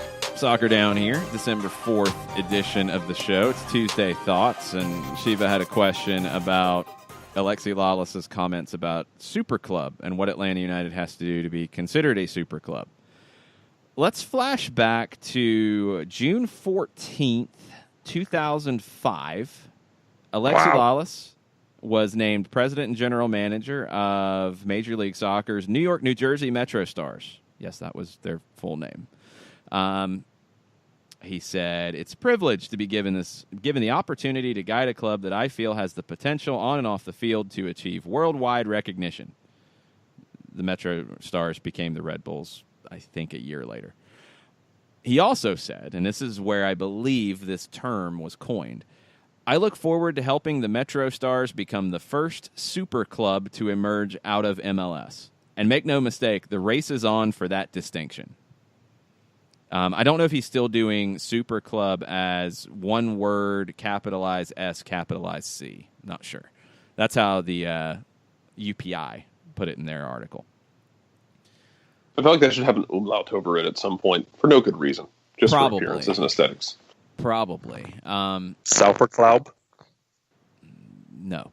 Jarrett, how do you define Super Club in a Major League Soccer context? Titles, international recognition, top of mind reference. Like, I want to say the Galaxy, but at the same time, I don't want to say the Galaxy because the Galaxy have had their issues over the last few years. But for a while there, Galaxy would have been that for me. I mean, when you thought of MLS, you thought of them and the money they spent, and the trophies they won, and the publicity they earned. And that sort of thing is where I kind of drew the Super Club mindset, honestly. I think Atlanta is heading in that direction. Look, you win ConcaChampions League, I think you're pretty much there, especially if you win the Cup Saturday and then win the Champions League. I think you're getting comfortable on that throne for the time being. But it's a fluid thing. John, what about you? What else goes into being an MLS Super Club? Well, I mean, obviously, the shiny objects are a part of it. International recognition, part of it. Drawing in talent from places heretofore not thought of regularly when it comes to bringing folks to MLS. Folks wanting to come to your club from an international perspective and wanting to play or participate with you. So I guess that's wrapped up in the whole branding element as well, and name recognition. So you're looking at titles and a complex compound sentence version of brand recognition on a national basis, both on the field and off. I think the closest thing you've had to a super club in Major League Soccer was a fairly short window of the LA Galaxy. Yeah. And it probably coincided with David Beckham's time with the club, and probably the first couple years you can write off. So maybe 2009 to 12. After that, you didn't have quite the same global appeal, although you did win another trophy in 2014, and it's really fallen off there. I don't think anyone in MLS, I don't think MLS is structured this way. I don't think once you're a super club, you're always a super club. It's not Real Madrid. It's not Barcelona. It's not the Grandes in Argentina of Boca Juniors and River and San Lorenzo. It's not the clubs like that have been the biggest forever. I think you're always going to see some fluctuation in super clubs in MLS. It's just the way the league's built. You know, the salary cap, parity, all those things are built in to try to avoid that. I think to say that for Atlanta United to be considered a super club, they have to win, I believe he said, the MLS Cup, the CONCACAF Champions League, and another trophy to get into that conversation. I think that's false. I think MLS Cup is a no-brainer. You have to win that. I think to be an MLS Super Club, you have to win MLS Cup. There's just no other way around it. CONCACAF Champions League, if they win that, they're a super club, period. Because nobody's done that yet. You've had two teams in MLS history win CONCACAF trophies. DC United back in 1998, the LA Galaxy a few years later. You didn't have the FIFA Club World Cup at that time. The Galaxy were about to participate in a forerunner to the Club World Cup, but it got canceled. So to be able to win CONCACAF and go play in a FIFA club competition, you're an MLS Super Club right then and there. No questions asked. Now, can you sustain it? One reason I think Atlanta United accelerates that Super Club conversation 2 years into their history is the attendance, the stadium, the players who are coming, the international appeal, the ratings internationally, the interest internationally, the prestige internationally. All those things factor into it. That's why Atlanta can become a super club so fast. So do you have to win 3 trophies? No, there's not some like automatic thing, in my opinion. If there was, it would be CONCACAF. It would be winning CONCACAF. But even if you win CONCACAF and you lose MLS Cup, I don't know if you're there. I think it's a combination of things. And I don't know if Alexi Lalas or me or you or MLS or Atlanta United get to say that they're a super club. It's one of those things that I think you know when it is. You don't get to really say that you are. And you'll know based off the reaction to this club internationally. You'll know based off some of the conversations that start to pop up around this club. That's when you'll know they're a super club. They're really close to it right now because of the stature of Atlanta United compared to the rest of the league. They are very, very close to that. If you wanted to tell me that they win MLS Cup on Saturday and you can consider them a super club, I'm not going to argue with you too much. But I think to do something that nobody has done in this league and win CONCACAF Champions League, then there's no question. Then it's a done deal. If you win MLS Cup and then you go and you get bounced by Herediano in the round of 16, well, then you're probably not a super club. If you advance to face Monterrey and it's back and forth series and maybe you lose on penalties after winning MLS Cup, then it might be a different conversation. It's so fluid. I don't think you can say they have to win 3 trophies, and once they check off 3 trophies on their list, then they are officially a super club and they're handed a sash. I mean, come on. I don't think it's like and that. A tiara. No. Or a crown. Maybe that. Either way, I Crown don't sash think any scepter. of that happens. No, none of that happens. It doesn't matter. It's not going to be that way. You will know when you know. It's one of those kind of deals. We know that Joe Patrick, managing editor of Dirty South Soccer, will be joining us on the other side of the break. He has finished up at the Children's Healthcare of Atlanta training ground, I believe, and we will be able to get him on and talk about what happened today at training, talk about his thoughts coming out of the Eastern Conference Finals, and his thoughts looking ahead to Saturday, MLS Cup. Portland Timbers come into town, kickoff at 8:08. You can go ahead and set a reminder in your phone for that, just so you know.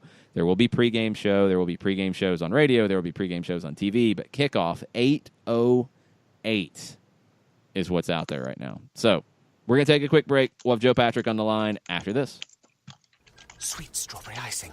You're in Goodwill, and just past that vintage denim jacket, you spot miniature donut earrings. You lean in. Ah, that's the scent of shopping success. Because at Goodwill, every item you buy funds local job training and more. So bring home those donut earrings and bring home so much good to your community. Goodwill. Bring good home. Brought to you by Goodwill and the Ad Council. Soccer Down Here is sponsored by Apolinski & Associates, LLC, personal injury lawyers with over 30 years of experience. Call Steve Apolinski at 518-350-4231 or email him at steve@aa-legal.com if you need help with a wrongful death or serious injury matter. Steve Apolinski is rated one of the top 100 trial attorneys in Georgia, recognized as Legal Elite by Georgia Trend magazine for being one of the most effective lawyers in Georgia. Hamilton was adopted from a rescue in 2008. He really likes to be around people. I get out my mat and I'm doing a downward dog and he's underneath. He's quite the pug about town. He gets invited to a lot of parties. He knows he's a pretty big deal. Look at this little face. How could you not love him? Hamilton the Pug, Instagram star and shelter pet.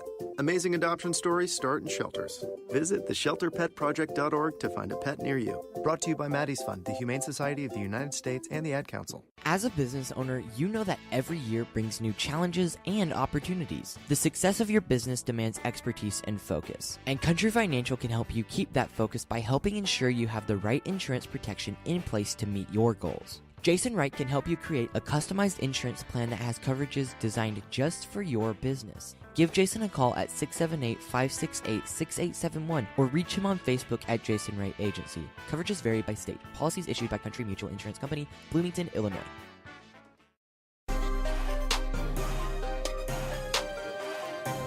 Welcome back. Soccer Down Here, Tuesday Thoughts edition of the show. Jason, John, and Jarrett with you. And now we're joined by another Joe Patrick, Dirty South Soccer. What's up, Joe? Hey, how's it going, guys? Good. Haven't had a chance to catch up with you. Saw you very quickly in the media room at Red Bull Arena. How'd the trip go, and what were your thoughts coming out of the Eastern Conference Final? It was fun. It was very cold, but it was very fun. I accomplished my goal of I didn't eat a meal. The only meal I ate during the trip was the pregame media meal. So I was really on a budget here, and I was able to stick to it. So that was fun.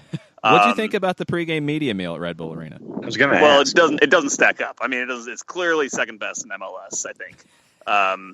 You get hot dogs, little kind of flaccid hot dogs, some greens. It's typical. It wasn't bad. It wasn't bad, but not up to standard from what we expect from Atlanta. It was pretty. It was decent. It's probably in the middle of the league from what I've experienced. It's solid. It was, yeah. Like I said, it wasn't bad, but it was just there was basically one option of protein or two, I guess if you include the hot dogs. It wasn't the smorgasbord. There was not a table of toppings for ice cream. So yeah, that's kind of what I'm expecting. They didn't have a Carvel machine? I know. No, really? No. Unfortunately, no. Sad. But anyway, about the game. I mean, it was kind of, I think, what a lot of us expected. It was a brutal game to watch, but I think you have to give credit to Atlanta. They did the job that was needed of them. And in fact, Atlanta has been a team that everyone expects them to play this, very beautiful, attractive style of soccer. And I think that if there's been doubts about Atlanta, it's can they play in this kind of game? Can they play a game where they need to show some grit, show some determination, be willing to defend and pull out a result like this. And I think that, the result showed it, that they were able to do it just fine. And I think, a lot of people will look at the 1-0 score line and say, well, they did give up a goal, but that goal happened with almost the last kick of the ball. I mean, it was Red Bulls really didn't have much going. In fact, if any team looked like it was going to score, to me, it seemed like it was going to be Atlanta. They had the much better chances to score. So, somewhat fast forwarding to what went on at the Children's Healthcare of Atlanta training facility. Obviously, it's early in the week, and you really are only just doing short-term tire kicking at the moment. But early takeaways from what you were able to glean this morning. Yeah, I think they've been some, pretty interesting, some interesting interviews. It's still pretty much local media here. No one really, I think the MLS contingent will start coming in as soon as tomorrow. They'll probably want to be here, I guess, for the special announcement that's being made at the Arthur Blank family office tomorrow. But yeah, I think that, as we've kind of gotten closer to this final, I think you're kind of actually seeing the players open up a little bit more, which is interesting. I think typically you think of, players in a Super Bowl or something being a little bit more closed off and just trying to focus on the game. And I feel like some of the Atlanta United players, at least the more experienced ones that we've talked to, are being a little bit more reflective about, their careers, what it's taken to get to this point, kind of the adventure they've been on here in Atlanta over the last 2 years to kind of reach this climax that hopefully results, obviously, in a win for them come Saturday. But it's actually been pretty interesting. Michael Parkhurst today, we talked about a little bit about the struggles that he's had in MLS Cup finals.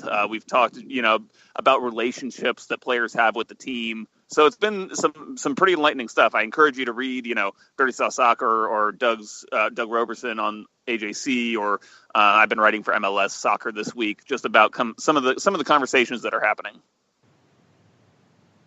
And last time we were up there last week, I haven't been able to get up there this week yet, but last week it really felt like going into Red Bull Arena, they were really calm and really, the players, they were really kind of not cocky, but confident going into that setup.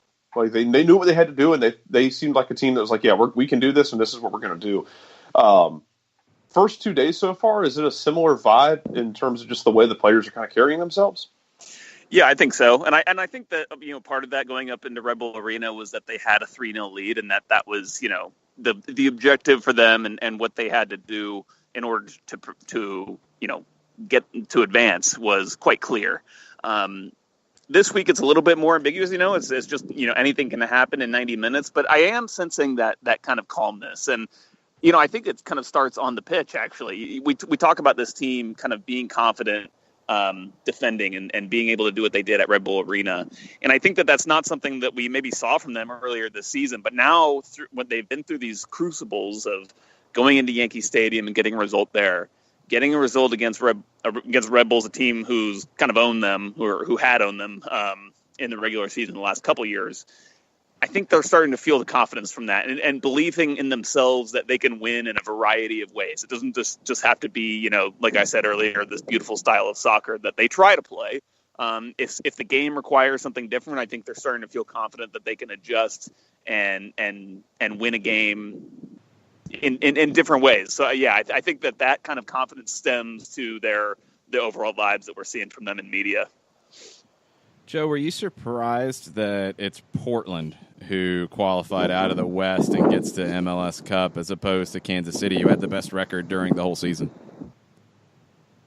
Yeah, I am surprised. And I think that when we were doing in the media room after the game, when all the journalists were in there writing our stories, there was gasps when Portland was scoring. Obviously, the Sebastian Blanco one is a ridiculous goal, and that's going to get gasps no matter which team it was from. But there was kind of you could tell the whole room was kind of stunned when they realized that Portland was going to be the ones advancing. But this is what Portland does, right? Like they will go into a stadium, and their tactic and their style is perfect against a team like Sporting Kansas City, to be quite honest. They can open those kinds of teams up when a lot of teams can't. They're so precise and so quick in the counterattack, and they've got such talented players who can operate once they get into a bit of space. They're a very dangerous team. So they're maybe not a team that's built for, consistent result after result during the regular season, but they're certainly a team that's built to get hot and go on a run in MLS Cup playoffs, and that's what we're seeing out of them.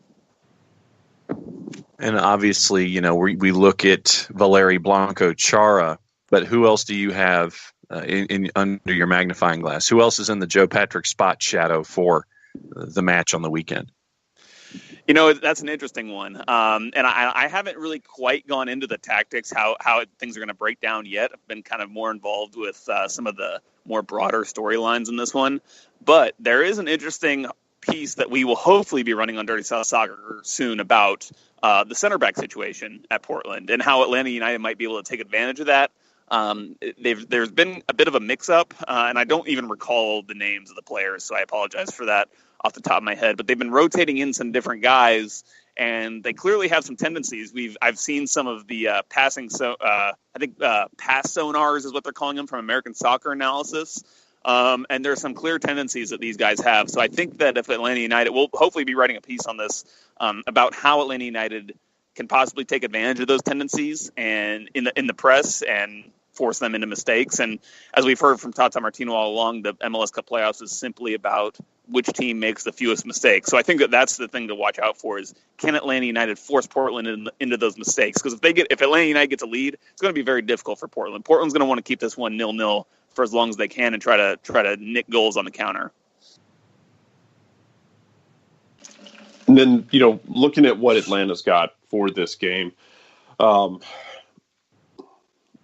who is your guy for Atlanta then? If you got to pick somebody we haven't really talked about a lot, who's going to step up and have that game to really be a wild card.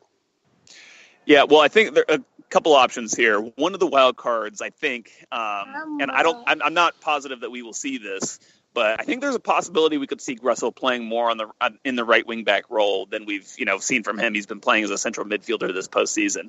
I just feel like if Atlanta United knows they're going to have a bulk of the possession, he might be more valuable for them on the wing where he can get in service, as opposed to these more combative games against New York City FC and New York Red Bulls, where they need that aggression, his ability to win second balls in midfield. So I wonder if we might see his position tweaked a bit. Maybe even if it's not playing as a right wing back, maybe just playing as a right-sided central midfielder, because so far this postseason we've seen him playing on the left side, which seems counterintuitive to what he's good at, but it makes sense based on what's been asked of him by Tata Martino. And then I think one of the biggest storylines is going to be Darlington Nagbe, obviously going against his former team. He's been crucially important for Atlanta United this postseason. I mean, especially in this 5-3-2, so much of Atlanta's ability to progress the ball relies on him being able to maneuver out of tight situations and then move the ball forward and get the play going up to Miguel and Joseph. So I think that, his role is going to be vital, even if he's not scoring goals or even making assists. His ability to kind of break the press, so to speak, or even in this game, if Portland's sitting back a bit, just to try to open up those spaces where his teammates can attack is going to be huge. We'll all be getting deeper into tactics and how things break out in the Cup final on Saturday. But what was your reaction last night to the CONCACAF Champions League draw and Atlanta United drawing Herediano out in the round of 16? Yeah, it was just surreal. I think for me, it wasn't so much of I wasn't actually thinking about the competition, because so much is going to change with this Atlanta United team. There's going to be new players. We know there's going to be a new coach. It's hard to really gauge what it's going to actually look like on the field when these teams go up against each other. But it was just, for me, I kind of put a tweet out there kind of joking, saying it, now I realize there's a soccer team in Atlanta when I saw the executive unfurl a little piece of paper that said Atlanta United on it. Because we've all, anyone who's followed soccer for so long has seen that exact situation happen for the UEFA Champions League with the biggest teams in the world. And so it's just kind of surreal to see Atlanta United's name on that little bitty piece of paper. I thought that was really just a cool moment, just a cool moment for us fans and even journalists covering the game, just to see Atlanta in this big situation. And I will say this about this matchup that they have. it's not going to be easy. I mean, this team, I don't know how to pronounce the name, but I think they have 14 players who have been capped by Costa Rica, which is a good CONCACAF, international side. They've won the league 29 times in its history. So, this team is not a pushover, and it's going to be very difficult to go down there onto those fields in Costa Rica and other places in South America or Central America and get results. But it's not, a pushover game. It's going to be a challenge, and kind of a challenge that Atlanta United hasn't yet experienced yet. So getting into the blatant plugs for the week, how busy are you guys going to be at Dirty South? We're very busy. I think we put out 9 articles or something yesterday. There's just news that comes up every day. Every day this week, there's going to be news popping up during the day that we'll be able to hopefully get to as quick as we can. So honestly, we're not running off a script here so much as we're just kind of flying by the seat of our pants and just trying to, all hands on deck. Whoever can get a story done when it needs getting done, then that's who's going to do it. But we'll have some great content coming for you guys. We have one kind of feature essay that I wrote that our other co-managing editor, Rob Ustree, produced a video for, and that will be really special. I think that fans will really enjoy that one. So I would encourage you to keep your eyes out for that one. But yeah, it's just been a super fun week, super busy, lots of stuff going on, just running around all over town, and it's only going to ramp up from here. So it's been fun. Looking forward to it. Yeah, I was about to say, Joe, it's only Tuesday. The game's on Saturday. Pacing, sir. It's all in the pacing. Conference calls and MLS headquarters, all this fun stuff. I'm looking forward to the rest of this week. Caffeine and carbs. Enjoy it and try to sleep in as much as you can on Sunday after it. But wait, you have a trade window to cover and all kinds of other stuff. Next morning we will be covered. Yeah, right, exactly. There will be transactions coming thick and fast the morning after we're probably going to be awake until 5 a.m. So yeah. It's going to be fun. Can't wait. Make sure you have your caffeinated beverage of choice at hand. Joe, thanks for joining us, man. We'll catch up with you. Sure, we'll see you all over town this week, and we'll catch up with you next week to kind of recap all of it. Yeah, hope to see you guys around this week, and you guys enjoy it too. Thanks, Joe. We're going to take a break. We'll be back to wrap up the show after this. The average time a resume spends on an HR manager's desk is 7 seconds, and most of them are tossed aside. Now imagine if one of those resumes belonged to Yasmin, who was living in a shelter, juggling 3 jobs. I had to be resilient. That's something that you can't teach. We rely so much on a resume, yet it could never tell the full story of someone who had to be independent and take initiative. And that's how I handle every project I get. Discover new ways to develop great talent at gradsoflife.org. Brought to you by Grads of Life and the Ad Council. We know that every driver is different, and a one-size policy does not fit all. That's why Country Financial offers a variety of discounts, so you get the coverage you need and the savings you deserve. From good driver to good student, multi-policy to multi-car, we've got a discount to suit every driver. Call Jason Wright at 678-568-6871 today to see what you could save. On Facebook at Jason Wright Agency, or by phone at 678-568-6871. Discounts vary by state. Policies issued by Country Mutual Insurance Company, Country Preferred Insurance Company, or Country Casualty Insurance Company, Bloomington, Illinois. Hey, hon, what you doing with your phone? Taking pictures? No, I'm asking it questions. Like what? Hey, Bobo, do flowers have best friends? I'm sorry. I'm afraid I don't know that. Hey, follow me. I want to show you something. Look, flowers do have best friends. Whoa. Some answers can only be found in nature. Discover the unsearchable. Visit discovertheforest.org to find a trail near you. Brought to you by the United States Forest Service and the Ad Council. Soccer Down Here is sponsored by Apolinski & Associates, LLC, personal injury lawyers with over 30 years of experience. Call Steve Apolinski at 518-350-4231 or email him at steve@aa-legal.com if you need help with a wrongful death or serious injury matter. Steve Apolinski is rated one of the top 100 trial attorneys in Georgia, recognized as Legal Elite by Georgia Trend magazine for being one of the most effective lawyers in Georgia.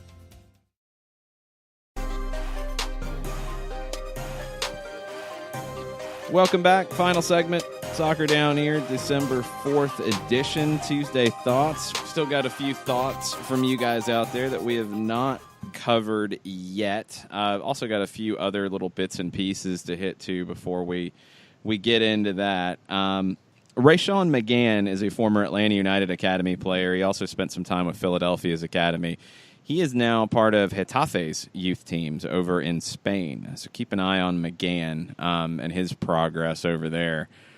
Houston, Andrew Winger and Dylan Remick, both 27 years old, both retiring from the Dynamo. Two guys who were kind of on the periphery of the team. They both saw minutes in reserve roles. And, I've seen a lot of people freak out about this and say, this is a huge, horrible thing that guys in their late 20s are retiring. Look, I think a lot of times you still have this generation of players who came through MLS or came through the college system and have, good college degrees. And if they're at this stage where you have a younger generation coming through in MLS and starting to push you out, you also have more international talent coming through, and you don't want to go chase it in USL, you've got a degree to fall back on and a job to fall back on, then you're probably going to take it.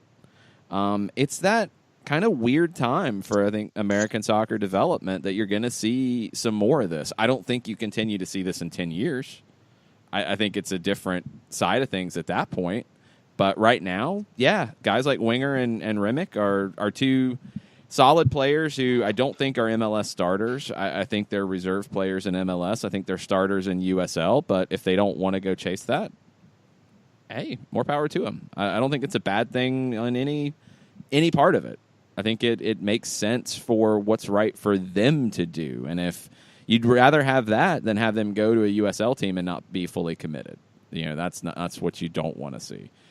Columbus. Rumors out there that Caleb Porter and Josh Wolf have both been interviewed for the now vacant manager job. The new ownership group is conducting those interviews. And that goes alongside an article in the Columbus Dispatch saying that the team sale is expected to close by the end of the month, as well as downtown stadium news being forthcoming. Pat Onstad right now is the interim general manager. He was one of the assistants, probably the senior assistant with Greg Berhalter's staff. He's handling everything as they get ready for that half-day trade window and waiver and reentry drafts and such. But we'll see if the crew get people in place quickly. And Porter and Wolf being interviewed, not exactly a surprise. Those are two guys that you would think would be high on their list. Porter's an Ohio guy, and Wolf has been there for a few years now as Berhalter's lead assistant. Makes sense. No real shock there. The other big one, before we get to the Tuesday thoughts, the other big one, Real Salt Lake, general manager Craig Weibel is out of contract at the end of the year. Article in the Salt Lake Tribune, he says he has not had a contract proposal put in front of him, although he has had discussions with owner Deloy Hansen. Kind of a weird situation because of the time frame, because you have this trade window. You have a waiver draft, a reentry draft, free agency, all these things coming up, a college draft, and your GM is out of contract in less than a month now. So if they're having discussions, you would hope those things progress if you're Craig Weibel and if you're Real Salt Lake, because that would be a bad situation to get to the end of the month and his contract is up and you're stuck going into the transfer window. We'll see. We'll see what happens in Real Salt Lake. I think they get it done. I think he's done a solid job. I'd be pretty surprised if they moved on from Weibel at this point. What final Tuesday thoughts do we have out there, John? The Colonel, the requirement for the USMNT coach to speak English is more reasonable in light of U.S. soccer explanation that it's not about coaching players, but about being a public spokesman for the program, a requirement that Atlanta United did not place on Tata. # Tuesday Thoughts. That's true. That's something that Atlanta United didn't really mention and they haven't done. This has never played out in a U.S. soccer men's national team manager, so I'm kind of thinking that's a little more lip service, to be honest. I don't think you're going to see Greg Berhalter out there conducting seminars and doing TED Talks on behalf of the U.S. men's national team. I don't think that's his job. I hope not. It's not really what I want to see him spending his time on doing. I feel like it's a little more lip service about the PR and public perception of it. Look, I don't like it. I think it is a very short-sighted thing to say. Go look at how Oscar Pereja conducted sessions in Dallas. Bilingual, English-Spanish. He is more fluent in English than Tata Martino, but he's more fluent in Spanish because that's his native language. So I don't think it is as big of a shock to players today in the modern game to have a manager speak Spanish but have things translated or have limited English or have some instruction in English. It's kind of the nature of the game. I've seen it here in Atlanta for 10 years in semi-pro and professional teams. So I think that is a line that U.S. Soccer had in their description of everything that is trying to mitigate the blowback to that requirement that was brought out, not from U.S. Soccer, but from articles about the coaching search. And again, it gets back to the communication. I don't think U.S. Soccer handled the search well because you had these types of things pop up. You had lots of running around freaking out, and you never had any clarification. And I think now it's like you're trying to react to the pushback. Just lay things out and do things in a more organized manner, and I don't think you have this issue. Will C78, does Herediano have any sort of similar situation like Atlanta United does where key players are leaving after their championship and won't be around for Champions League? Everybody does.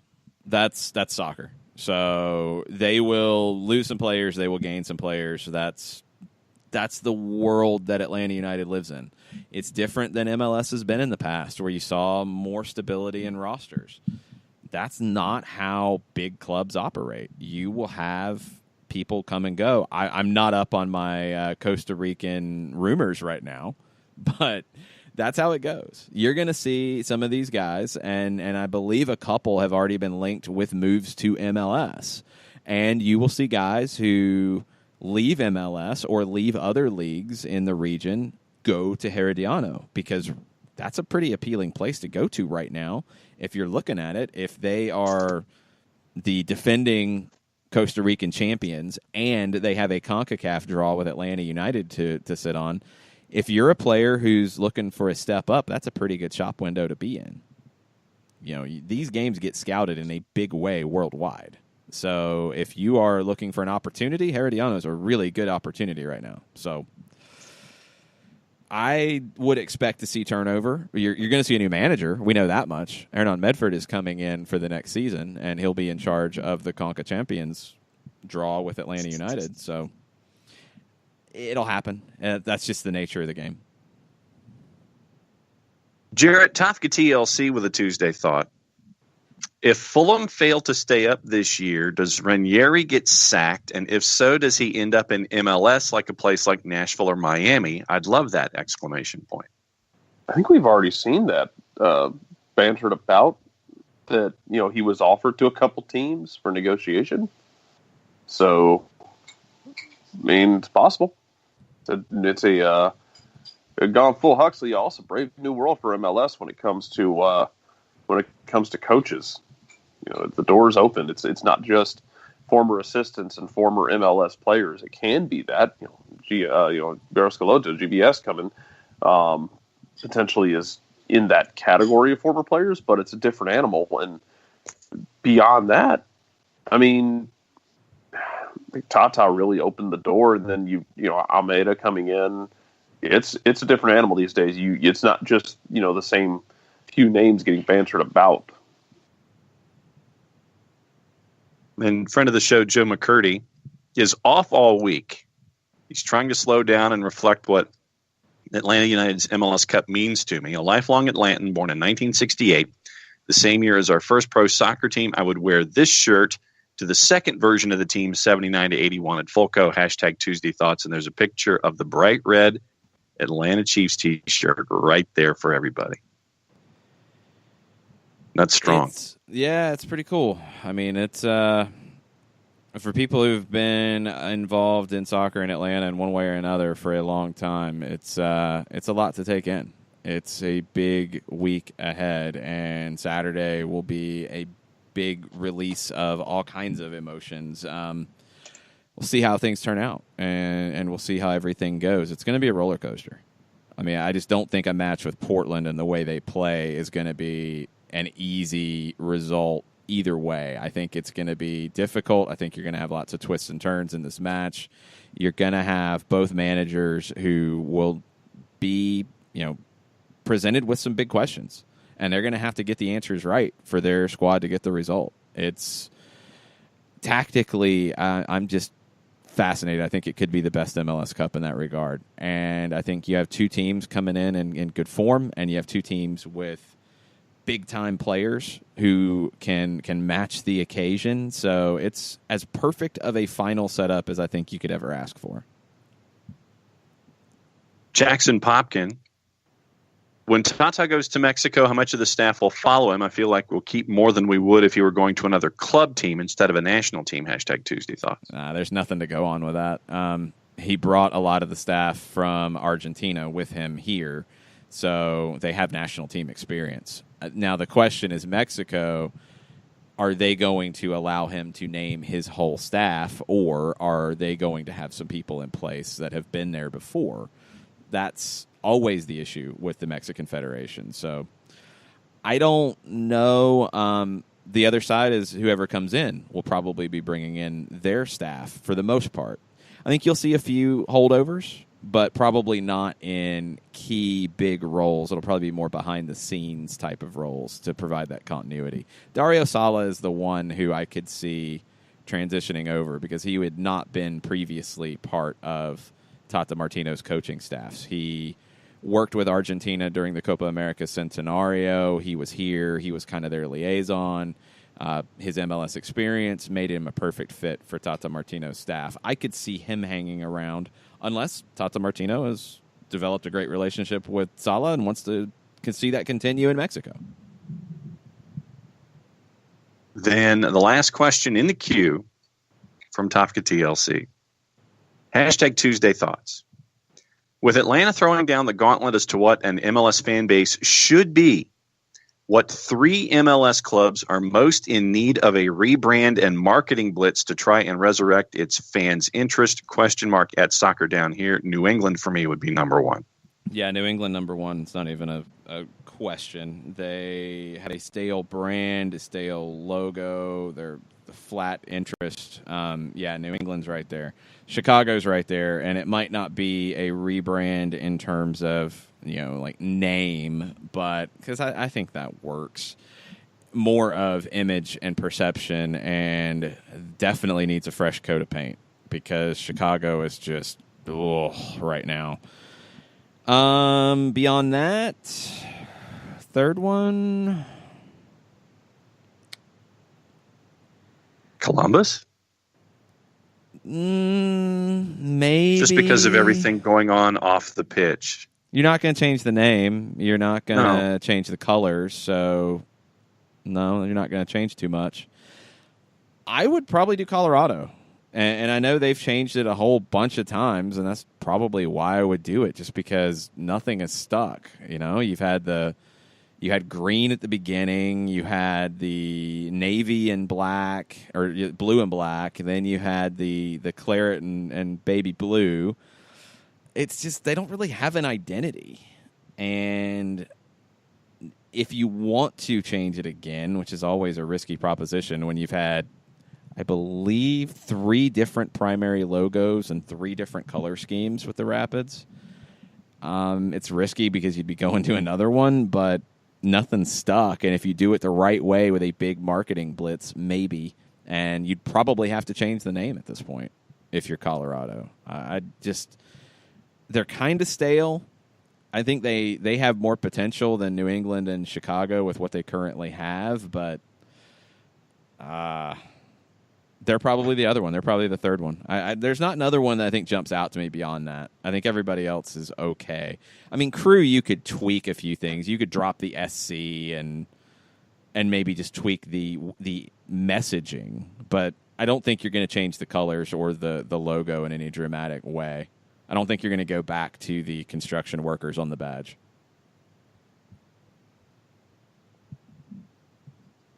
Jarrett, what do you think? What three popped to mind to you? I mean, basically those three. You know, New England being chief among them.